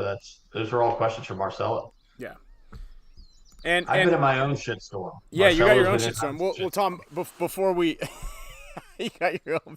And look, I do want to point out, everybody. I know that a lot of people are looking for like just vile response from us, or like really hard hitting opinions. And one thing that, and we've kind of all discussed it internally between ourselves, and just like, this is such a touchy subject that it's one of these things where you're damned if you do, damned if you don't, damned if you do too much or not enough. And I think it's all clear that none of us condone any of the actions, any of the rhetoric, any of the verbiage on that was posted or that is in the possession of Dan and is posted on his social media platforms. I do wish people had done a little bit more due diligence on his social medias, because it wasn't much of a shocker to me. And as Will Ball for Soup had said, it was kind of like one of these things where maybe it's going to be something that could be good for the sport, and there is just a free speech kind of tolerance there. I do wish we had the misogynistic, rich machine gun shooting, monster car driving, yacht filled with beautiful women Dan that there was 10 years ago or 15 years ago, rather than this version of him. And it's, he is a huge paintball fan, and it's unfortunate that his views are so vile. And again, it's something that we are repulsed by. Okay. Yes. And you're right, Ramon, free speech does not mean free from consequences. You're absolutely right about that as well. And it's something that we all have to tread very carefully with, because there are bad actors in our community in media that take things out of context and would love for us to slip up in saying something so they could cut it up and put it on their social media platforms to say, oh, look what Ryan said. He's this. And no, Chanel, nobody wants a misogynist either. This is a satirical comment on a shit burger that we have right now. Okay. I'm not saying I wish we had more misogynists in here. You guys take things far too out of context, as I just was prefacing. So there I go, eating my words. God damn it.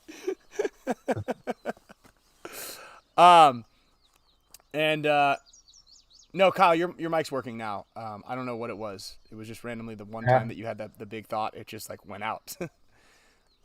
And so I don't know, Chanel. You're a lawyer, so I mean, I don't know. We kind of brushed over it. I don't know that you can ban him. I guess you can. I don't know. That's a easy. So yeah, Ducky, you're right. Big old crap shit burger. This is what it is. I know people were hoping that there was going to be more substance in the shit talking aspect of it, but we don't also have all of the facts because we aren't the people who are under the spotlight for the bad part of the things. We're under the spotlights for perhaps not quick action. Things happening on Mother's Day. I actually had a fun quote that I was advised not to make, but nice Mother's Day comment. You know, we want everybody to enjoy paintball and all be on the same page.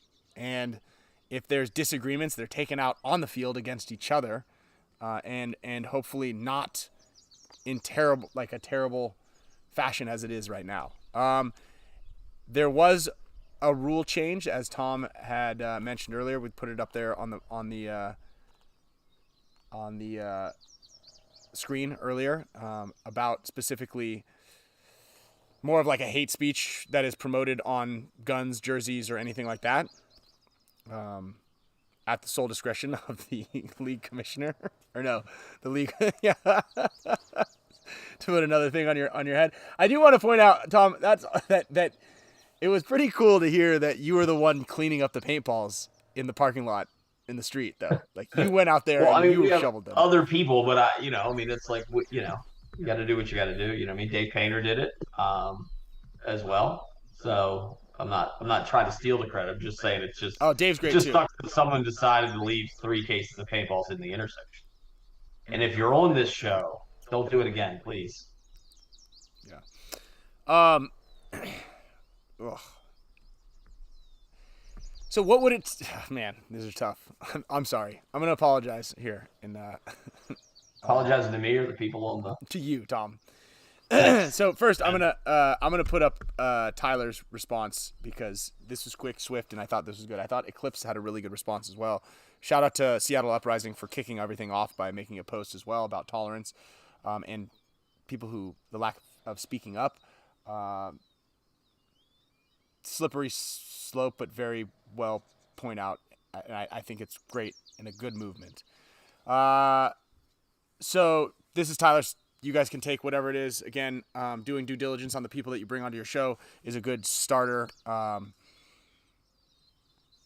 And you can take that with whatever. But yeah, Tyler did a good job of quickly jumping on this immediately and condemning the actions. Tom, what I was apologizing for is what would it take for somebody to get banned from your league? You can sign off on this one as we're hitting the 90-minute mark, and you can what is it? If someone was, if someone went out of their way to create an environment that was negative, right? Like at the events, right? So, and once again, I make it clear, we've never banned anybody for saying stuff, right? Like Damian Ryan, like that. The one quote was someone asking me to ban Damian Ryan, and I'm like, the guy doesn't like what I do, and he's very vocal about it, but I'm not banning him. You know what I mean? So you would have to be disruptive at the event or make people feel uncomfortable and legitimately uncomfortable. You know what I mean? If a person was like throwing racial slurs and saying, I'm going to kill you and all that stuff, we throw them out for sure, causing problems, right? And it's like, I'm a big First Amendment guy, right? Freedom of speech, but we also have a Second Amendment that says the right to bear arms. It doesn't mean that you're allowed to do both those things at our event, right? You can't walk around with a machine gun, and you can't throw around racial slurs at our event, right? So that's where I draw the line. And sometimes people are confused, and they throw around that I got rights to do stuff, and it's like, that's our event, and it's not necessarily your right. It's like our house, basically, in the Lost thing, right? Where we're having that event, that's basically our property, and we can refuse service to anyone, but it would have to be something that was truly violent or someone truly being belligerent at the events to get thrown out, or not obeying our rules, right? If you want to show up with a Ku Klux Klan hood and I ask you to remove it and you're like, no, then you're leaving. It's that simple. As it's in the feed, is I don't like that face you're making. That's a bad start. Is Dave Youngblood allowed at the events? It's a good question. Talk Dave about Youngblood is been accused of something, but he hasn't been proven guilty of something. Okay. So no, if Dave Youngblood was, if anyone, I should say Dave Youngblood, if someone is a convicted child molester, then no, I would rather they weren't at the events. And you guys are actually taking, you guys actually created something to vet coaches. Is that something that you're working on still? Yep. We're hoping to have it done by World Cup. Actually, Yosh hit me up yesterday and kicked me to make sure I was continuing to work on that, because that is something that is super important, and it's gonna be a pain, right? I'm not gonna lie, right? There's gonna be a rub that everybody's gonna feel because they're gonna have to take this test and stuff in order to be around kids at paintball. But I think it's a necessary step. You want to explain that a little bit, as people are going to inevitably have questions about that? We're working with a company called PlaySafe, I believe it is. Let me pull up the name of the company. Hold on one second. Safe Sport. There you go, Safe Sport. So, was that Alex that just said that? Yeah, we got Alex in here. There you go. So Safe Sport, right? Andor tonight, season finale, 3 episodes. I don't even know what that is. Dude, blowing it, Tom. Tom doesn't have time to watch TV shows right now. You were the chosen one, Anakin. Back to the thing. So anyhow, in order to be an Olympic sport, they use Safe Sport, right? So if you're going to be an Olympic whatever sport thing, all the coaches have to go through this course. And so that's what we're in the process of doing. The challenge is we're unique in most sports, because most sports you divide people up by age. So if there was a kids league of soccer, there would be 5 coaches or whatever that were traveling with them. And so the 5 coaches would have to take the test. So we're going to have like a 2-step thing where if you have minors on your team, everybody's going to have to take the test.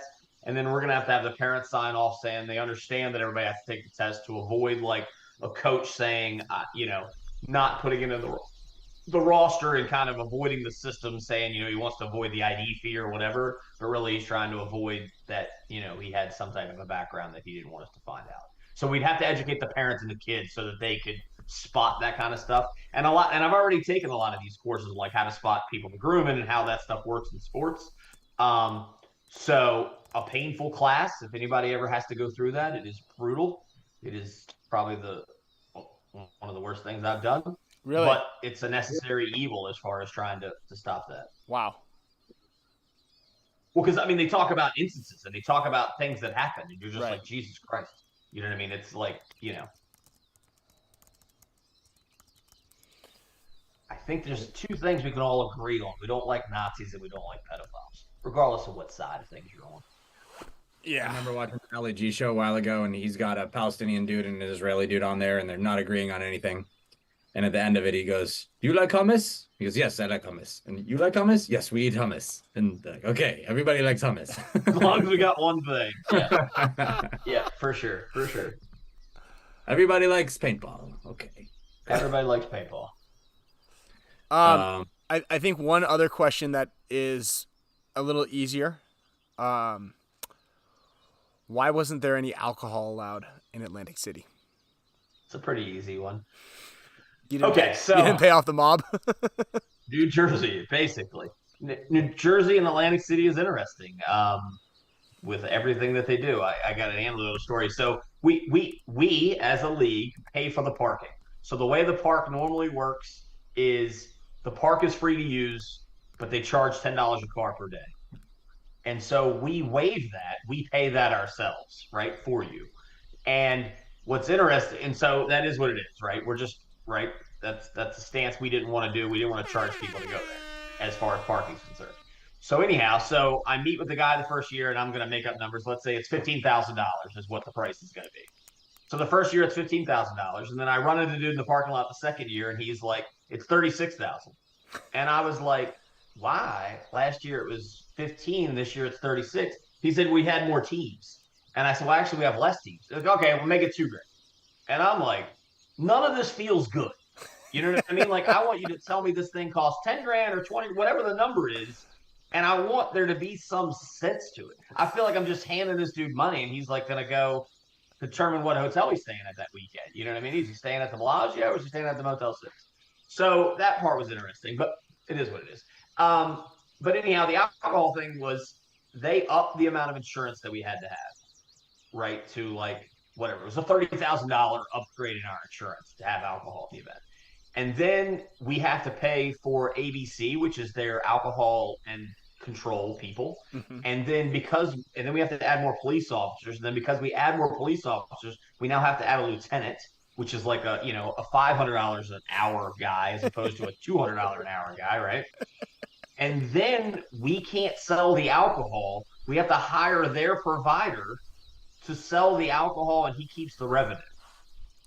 So we're looking at like a $40,000 or $50,000 thing in order for people to drink without being able to make the revenue. So if we could have, broke even or done anything close to that, we would have had it. And so we were haggling up to the last minute. And so it was what it was. You know what I mean? So, The shakedown. So I apologize. I love that. I love that business model. That's great. Yeah, you can do it. But you got to hire my buddy over here. And now that my buddy's here, you got to hire my other buddy because he's got to make sure that we're doing everything right. I don't think it's as corrupt as it sounds, but it feels like it. You know what I mean? Like, you got to hire Joe. You got to hire Joe from Shorty's. Oh, yeah, less people. Joe from Shorty's. I love how you said I pulled up to the parking lot guy this year. Yeah. And he's like, it's $36,000 now. Yeah. No, it's great. Tons of fun. And they all remind me of Gino and Joe from Falcon. Every one of those guys. Same guy. Gino, I know Gino. Yeah. So it's good. I mean, I always make fun of it. Like, we do a Zoom call with those people. It's like 20 people on a Zoom call discussing the event. So we have police and we have, alcohol and tobacco. And then we have like the parking ordinance and then the traffic ordinance and then the fire marshal. I mean, it's 20 heads on a Zoom call that are going over everything. So they're very detail oriented. It's overwhelming sometimes. Yeah. So that's the reason for no alcohol. I apologize. And and to be honest with you, we didn't get very many complaints on site. I got heckled a little bit, but not a lot of real complaints. I will say that acai bowl food truck though, bro. I couldn't get my mint julep, but man, that acai bowl made up for it. I'll tell you that. All right, good deal. Yeah, I thought the food trucks were pretty good. Yeah. I don't know if I've ever eaten at an event. Ever eaten food on site. So I was eating something one time at the event, and Alex looked at me and said, "You're not really eating that, are you?" Now, I just remember you were on here talking about you're eating like Hungry Man frozen dinners, and I was like, bro, absolutely. And when I get we stressed, I get worse. GoFundMe together. We got to get a GoFundMe together, get Tom like a Hello Fresh subscription. I know. He's like, I am literally when I get stressed, I eat, and so tonight I'm trying to figure out a way to make a pot pie with bacon on top of it. I'm going all in. I'm gonna call Kara. I'm gonna get her on you. I'm not going with the healthy stuff. She eats healthy. My wife eats healthy, so. Oh yeah, I'm just gonna go microwave a Hungry Man. Damn straight. Well, I'll tell you what, Tom, you're doing great, man. I'm sure you don't get paid nearly enough for the amount of stress you have to endure. But I appreciate that. Yeah, we appreciate you there. Other than it's normal stress. I mean, we didn't even talk about the fact that we screwed Dynasty at the last event. Yeah, I was gonna mention that. Yeah, I was going to when you were like, well, it's gonna be Paintball Fit and Dynasty in the finals every time. I'm like, yeah, if you don't give Tauntaun 6 guys. I will say, look, we've been on the end of good end of those and bad end of those, but I'm gonna stand behind Jason and say this is the best the reffing's ever been by far. And you know what? Honest mistake. We talked about it. Wasn't really a logical way to rectify it, so it's okay. Yeah, it was funny. I was in the VIP. I think Ryan said he was talking to the guy that was sitting with me. I was like, fuck. Tom was sitting next to one of the Champs Club guys, and they were like, they threw a penalty, but they didn't pull anybody. Tom's like, oh, shit. Damn it. Yeah. So And They it's actually funny, like did. when I They walked, did pull a guy. They pulled a guy. They just left the guy that got the well, penalty. but from our point of view as the spectator side, it looked like they called the penalty and just eliminated the guy that they were calling the penalty on and never pulled the penalty. It was the opposite. The guy that was eliminated continued to play and ran around shooting everybody, right? So Whatever. I'm happy for the Tauntauns. That was good that they got in. so was I, and like everybody's waiting for me to come out. I come out of that box, right? And everybody's like looking at me like he's gonna tell us now who won, you know. And I think you guys already knew, but Tauntauns were looking at me petrified. And I was just like, yeah, they're gonna win. And just remember this when we fuck you at some point, like it happens. You know what I mean? And it's not like a conspiracy. You know what I mean? It's just sometimes it happens, right? And it's something we want to avoid, but yeah, it happens. Rock Red Blue. So yeah. Yeah, You guys- and I will address J.A. Alexander. What about how the NXL screwed over damage to make Dynasty win without our hit on Arturo? I actually That was- got Yeah. I actually got a slow-mo video posted online, which was the smoking gun of Arturo sitting on that ball, which was absolutely crazy. How that splat, like it was like when you step on a wet ball and it sprays on in your face or up your buddy's leg. It actually sprayed all over his butt. Then from the reverse angle, it looks like Arturo gets shot in the elbow, and I thought to myself, ah, shit. Because all the damage guys were like, oh, yeah, well, look at this. Then Jason showed me, and Keith shot 2 balls at Arturo. Both of them hit the bunker right next to his forearm. It was played in slow motion. I have the clip. I can actually post it right here for everybody. Because why not? Dude, who cares, bro? Rubbing is racing, man. Like it's like, how do you even ref that? Like the ref was like looking like this. He was like, it all happened like this. They're going like this, shooting at each other. Like, I mean, you got to assume they just blasted each other, but that isn't what happened. They both missed each other. Yeah. Or like, I don't know. It was, dude. What are you gonna do, right? So you know, sometimes you win the rubbing and sometimes you the don't. married you. Yep, there you go. And this one, there was no Who rib saw the rubbing. video of me getting shot in the balls? Yeah, that was rubbing. Yeah. There's no debating that one. Yeah, you're rubbing that one off for sure. So here you go, everybody. We'll just go ahead and watch this right now. So here is Keith playing on this inside, and you're going to see it right here. He goes to run Arturo down. Watch, the angle will change. Don't worry about it. So here it is from the other angle. Arturo doesn't know he's in there, I guess. And boom, over the top, it'll slow this down, and you'll see the 2 balls hit the bunker so close. This is a slow-mo part right here. So you'll see 1, 2. Both balls hit the bunker and just missed him by a centimeter. I mean, the only like, I looked at that too, and I was like, there's no way they didn't both get shot. But the redeeming thing to me was like, I was watching Arturo's body language, and he didn't act ever like he got shot. Like, as a player, you know, like sometimes you like flinch or you like do a little like look or something. But I feel like he didn't ever like sell it like he got shot. Like, and that's an instinctual thing. Like, you're not like thinking about like, oh, I better not look at it because the ref might see me look at it. It's just Have you guys ever watched Mouse play? I was gonna say He's pretty much immune to that. There's some people that can. I was about to say, yes. No, you're right. He's good at that. I mean, there's a clip of our ref calling a penalty on. I think it was I don't know who it was, but I mean, I didn't even see the guy get shot and wipe it. Didn't see the guy get. So I don't know what happened there. I was me. Sorry. I gotta run. I just want to say, Thanks for popping in. be excellent to each other. I love you guys. I know there's a lot of divisiveness flying around these days. But hey, you like paintball, Ryan? I do. Kyle? Mm-hmm. Tom? Love it. You just don't like hummus at that. You like hummus, Tom? I like hummus Kyle? with bacon. All right, we all like paintball and hummus. Love you guys. You can give away some headbands. I'll throw 5 on the block, Ren. There we go. John Christ just sent me a recipe for bacon and Popeye. Look at that. See, Tom, the people love you. Yeah, they love me. They love They love me. They love me. I feel actually, you know, I got some good messages. You know what I mean? I got some people saying, you know, whatever, they feel my pain. Yeah. I mean, people definitely hate you, but some people love you. Yep, people definitely hate me. People definitely hate me. Dude, Bob Custer wants a headband. Get that man a headband. Who? All right. Bob Bob Custer. Custer in the comments right there. So how did you, Alex? Before you leave, can I take some shots back? So what did you think of the Hormesia event? How did that go? Not shots, but Oh man, I forgot about that. It was dope. I mean, so the kid, Forgot Justin about that. Hodges, 18 years old, won 15 grand. That's impressive. Yeah, went up against the Sea Dogs, and actually the two kids that made the finals were the only two pro guys. So kind of a testament to like the pro skill level. Some great storylines, some great players. I mean, that field prime It's beautiful, isn't it? Have you ever been there? The best, Beautiful. right? The McGowans roll out the red carpet. Amazing time, super fun, great competition, and yeah, I think it was like a good time had by all, right? There was laughs, there was tears, there was everything you'd want. I saw some videos that look good.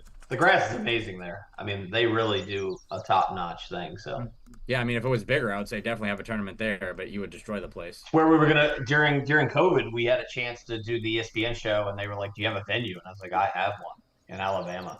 It would be a good place to do like a show for sure. Yeah, because the grass is beautiful for sure. But yeah, thanks for reminding me of that, y'all. Oliver did a great job, and we're gonna cut together a cool piece on that. So we're gonna work on. Do I have hair plugs? Come on, bro. My hair is my only thing I have, dude. Look, this is all I have. This is all I have going, dude. Look at my face. See my Dude. this is the God, right? Hey, the people are Hurt me with his relentless. face, but he let me have the hair. Okay. I feel like it should be graying, but apparently you gotta. There's grays in there. There's grays. Oh, is there? I don't see shit. Hair plugs. All right, I'm gonna go. I promised my wife that I would have dinner, All right. and she's probably microwaving my pot pie right now. Yeah. I just hope she's not microwaving bacon for you. Hunger man. No, she doesn't love the bacon part of it. All We right. actually Well, eat any scrapple. final Do you know what thoughts? scrapple is? Does anybody know what scrapple is? Yeah, that's a horrible thing. You should never eat that. Yeah, exactly. It's an East Coast Maryland thing. We got to represent. That's our bacon Great, Tom. replacement. Oh, All right, All right. is that it? I'm out of here. Yeah, you can go, Tom. We're gonna give some stuff away. Thank you. And thanks for Hey guys. thanks Tom. Thanks Al. Yep. I don't know what you guys talked about earlier, but thank you guys for being there and standing up for the right thing, because I know you probably did. All right. Well, you're wrong. We didn't. And you just sided with a couple of jerks. Bye. So, yeah, guys, hopefully that was something that some of you wanted, and hopefully everybody kind of got an idea of the world we live in, which should be a world of coexistence, a world of empathy, a world of understanding, and yeah, I don't think that Marcello is going to come back to Dynasty. I don't know what Marcello is going to do. I feel like we'll probably hear from him more on everything. Yeah, I assume that we're going to hear from him, right? Yeah, what I was just saying, just to clarify, Yeah. and Please. for what I said, is just that, at the end of the day, Impact made a decision. Tyler, from what I know, obviously from what we know, made a decision too, and Marcelo was given a choice, like stay aligned and continue to work with Dan. He chose what he wanted to choose, and it doesn't erase anything that he's done for the sport, and That's a good point. a ton of it, Yeah. but his decision comes with consequences, and like it's regardless, again, it comes back to societal views and values and what the majority believes is the right thing, and the community speaks. Like, it's on you to listen to it and make your choice. And that's just kind of where I stand. Like, I'm not trying to slander anyone on this. It's just is what it is, and if you decide to speak out, then you have to deal with it and handle it. And I'm sure that Marcello, to some extent, is formulating like how he wants to speak out more on this, or handle different things. But like, I just feel like if you say if you want to like express your point, and like stand up for whatever he was trying to do. Like, you gotta like get out there and talk about it, unless I mean, it just seems odd to me that like he's not, I feel like, talking really too much about what's going on when there's like major shifts that are like choices being presented to him, and with exact like clear consequences if not handled like right away. And there was, I don't feel like, unfortunately for Marcello, there's like not a lot of urgency to it, and it's become too late. Yeah. Yeah, that's well said. I mean, I think a lot of people were hoping for a more swift response from him. I do know that he was advised again not to make a response, as suggested by a PR firm. I think that a little kind of gaslit his situation, but his response, I think what people wanted to hear, and I think I speak for myself obviously, but possibly for you, is a distancing himself from the coaching gig. One of the things that he is leaning into is that it's not just one person on that team. It is a team full of players that he feels that he owes and he's obligated to, and he doesn't want to let the rest of the guys down. And so that is more of the angle. I'm sure there's a lot more to the story, and I believe that he will most likely explain that in the coming days, and hopefully he does. Sure. And hopefully this time that he has is going to present an opportunity for him to appease. And you did mention it, like you got to read the room. And that is a big thing, in standing up for your beliefs. Now, however, again, that stark line that was drawn in the sand, and this is something that has plagued a community for thousands of years, is rhetoric. Rhetoric from the far right that slowly builds and festers, and if not kept in check and if not punished, that rhetoric spreads into greater and deeper hate. And that goes for several different communities and several different people who are looked down upon or whatever. I think that there's a lot there that again, there's a stark line that was drawn in the sand, and people do need to stand up for that. And I think the community and some people were hoping for a little bit more out of him, and that's the bottom line. I think that the NXL did a good job. Do people want him banned? Yes. Can they ban him? I don't know. Again, David wrote something in here, like, ironically, I'm much more far right than probably anyone else here. But you got to be a dipshit to think anything related to the SS is acceptable. 100%. I mean, I think that I feel like it's fair. It's like, for sure. If you want to continue to do this, hey, we're giving you a choice. Just like, and I think the community at large is like, probably there a lot of people are still, upset about it. But it's like, dude, like, this is like your last chance. Like, just you pick that. You can't have both. So what do you want to do?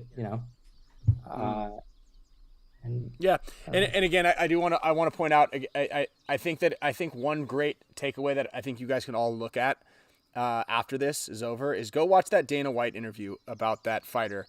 I think that he put it incredibly well. I think that Tom, definitely skated around a little bit. They did release that press release, could have happened much sooner and quicker.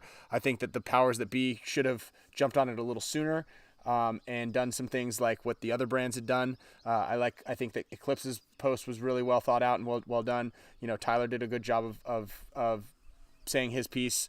Obviously there's something to that as well. And I hope that everybody likes what we've been talking about over the last 2 hours. I appreciate everybody for tuning in. If we made some new fans here, that'd be great. If not, sorry. But a prompter response. But I think I think people watching that Dana White interview will serve a lot of people's, maybe satiate their appetites a little bit more for saying, you know what, there is freedom of speech. it sucks sometimes. It's great other times. Man, it's tough. I feel for Tyler too. Yeah. Like I try to put myself like in his shoes, thinking, like if it was one of us in this dealing with this situation, and it's tough because you're like, man, you're like we have a good thing going here. Like, please, like think this through, or like, and we have to move quick. So I think through all this too, like whether you know Tyler or not, or maybe just put some thoughts out there, or let him know, because I'm sure that's probably stressful for him too as well. Yeah, this is stressful for everybody, man. This has been a stressful couple of days. I came up here to celebrate Mother's Day with Camille at her parents' or her mom's house where she grew up, and I've been on the phone for 2 days straight doing damage control, trying to explain to people or trying to word carefully to people to explain that I am not a Nazi. Jokingly was thinking about titling this show, anyway, it's just crazy. Again, I feel like people should stop with the knee-jerk reactions, take a breath, step back. Don't fight hate with hate. I think that's a big factor here. I think people need to not fight hate with hate. If you want to go play a D5 or a pro event against the people that you dislike, and that's how you want to take it out, that's kind of how paintball is a great avenue for us to be able to get our anxieties or our frustrations out. That's where you take it out there. Don't take it out by being a vile human being because you despise vile human beings. That sucks. It really sucks. You are bad people.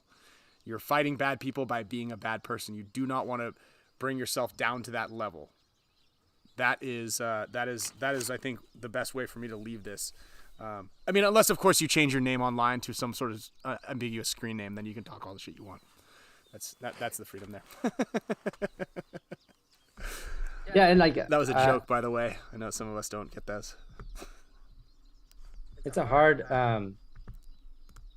episode to navigate. It's like, damn, dude, and like, for me, that's how I'm like careful. I'm texting Ryan all day. I'm like, don't say this. Don't say the wrong thing. I'm like, try not to get canceled today. Oh, look at that. Nectar in the house winning a headband. Yeah. Shout out to the Nectar boys. Yeah. And big shout out again to everybody who joined the channel, who supports the channel, who subscribes, who tunes in to us every week, who throws in a like, a comment. All of our show supporters and sponsors, everybody who supports paintball. Again, this is, look at that. These guys are all show supporters. Mario's been on the show bandwagon for, I think, almost 4 years now. So big shout out to Mario Trujillo, Jared Martin, the guys at Nectar, Arfon and Gen X. Arfon, thanks for tuning in. Thanks for texting me today as well. Thanks for all your support. Thanks for supporting paintball. Thank you very much for making lids so that now people, when they break the lids off their pods, they can just buy new lids. And also thank you for using the green technology in your pods to help your pods, the plastic in the pods, decompose in landfills. That's all excellent. Pate and Pate Smith Law for helping people out when they are trying to navigate the very complexities, can't say that twice, of legal claims and insurance claims, and also supporting when you don't have to support paintball because you're supporting the move of the event, the move of the prelims, and paying paintball players more than they win. If you win move of the prelims, you make more money than you win, like splitting prize money in second place at a pro event. Isn't that crazy? I think first place we split between 11 or 12 people, $8,000. It's like $600 and change, $700 or something. Pate Smith gives one person $500 for move of the event or move of the prelims, and that's awesome. So thank you, Pate, for that. Thank you, Junior. Junior, I actually completely spaced and didn't even ask your question. We were kind of on a roll. I'm so sorry, but go buy something from BFP Gear, please. and thank Junior for supporting the show and for supporting paintball and for supporting the two best teams in paintball. And yeah, guys, Cali Mike Lou, you're winning a headband. I'm gonna spin a couple more times and then give some mega support status prizes away. I got a couple headbands. Jared Martin, Mario Trujillo, Cali Mike Lou, all winning headbands. We got a couple other prizes from Gen X going to Ramon Ortega. If you guys just joined the show today. Quick question. Oh yeah, go for it. I was just saying if anyone in the. Oh yeah. Sorry, I'm working on one screen today. Try to travel light. Oh, look at that. Phillips Wendell. Dude, all the heavy hitters are winning today. All right, we're going to go to the mega support status wheels. Let's also not get negative in the chat. We don't. Riley, I don't know if that's been discussed, but someone asked like who anodized that paintball gun. I don't know if that's been talked about or released or anything, to my knowledge. Yeah, that's not my department there.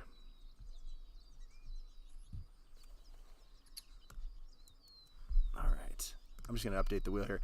Yeah, if anybody has any other questions or comments or anything, or you guys just want to say how cool the show is, throw it in there. I'm gonna set up a new. Let's see here.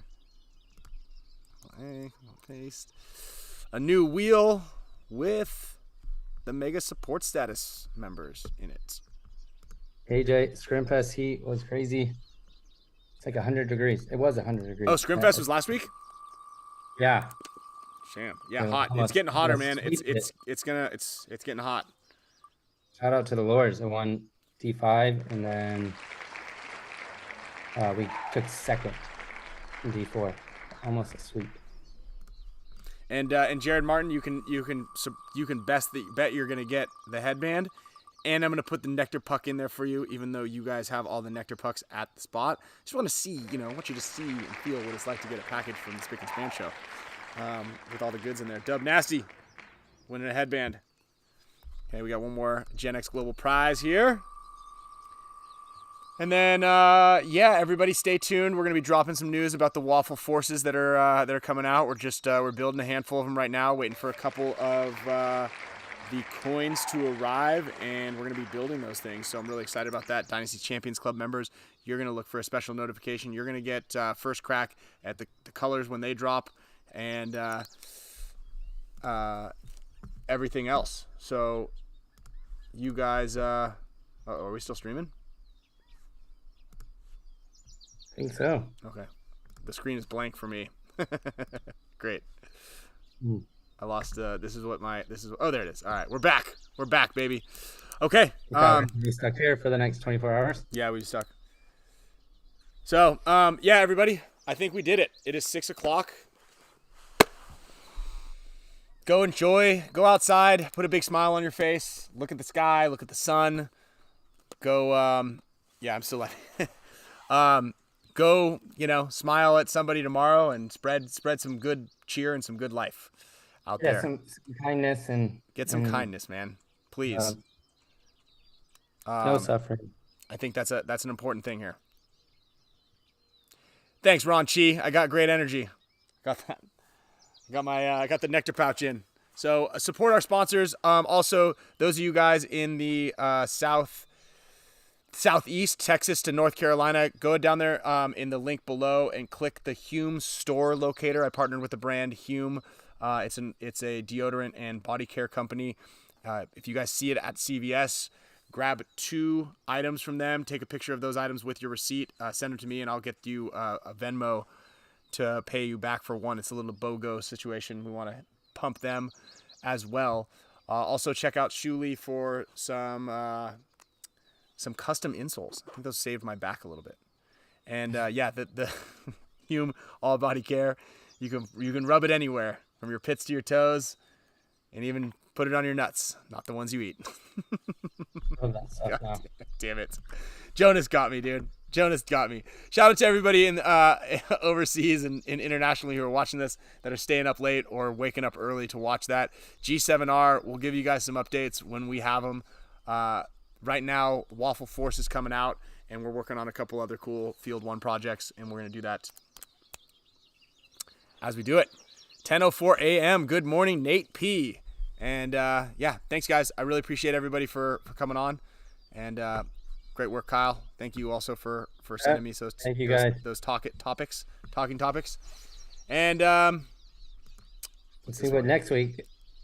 Yeah, tune in next week. It's for sure going to be a way better show. Who knows what's going to happen? Yeah, I know. I did not have this. You never know what could happen. Let me see where You thought this was going to happen at the beginning of the year? You told me, like, what are the odds? Dude, what are the odds? All right, everybody, here's an air horn to send you off. Oh, wrong button. Oh, wrong button. Where is it? Go next.